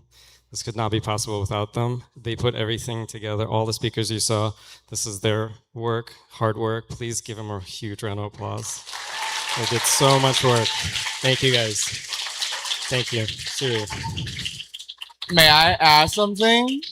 Sasha and Kara are our captains of the ship. Without Sasha and Kara, there's no typographics year after year. The tightest ship I've ever witnessed. Profesh, impressed, incredible. Thank you. Thank you. And of course, all of the speakers. This is incredibly deep. Thank you for accepting the invitation. Yes, thank you. Type is important, but life is also more important. Take care of each other. Take care of the world. The world needs it right now. I think we all need a little bit of love. So it's still Pride Month. That's an incredibly important thing. Juneteenth just happened. So many things are happening. World Cup. But you all please take care of each other. Be kind to each other. Those are the last things we'll leave you with. So thank you so much. And Nixon 5. And see you guys next year. Please come back. thank you. Thank you.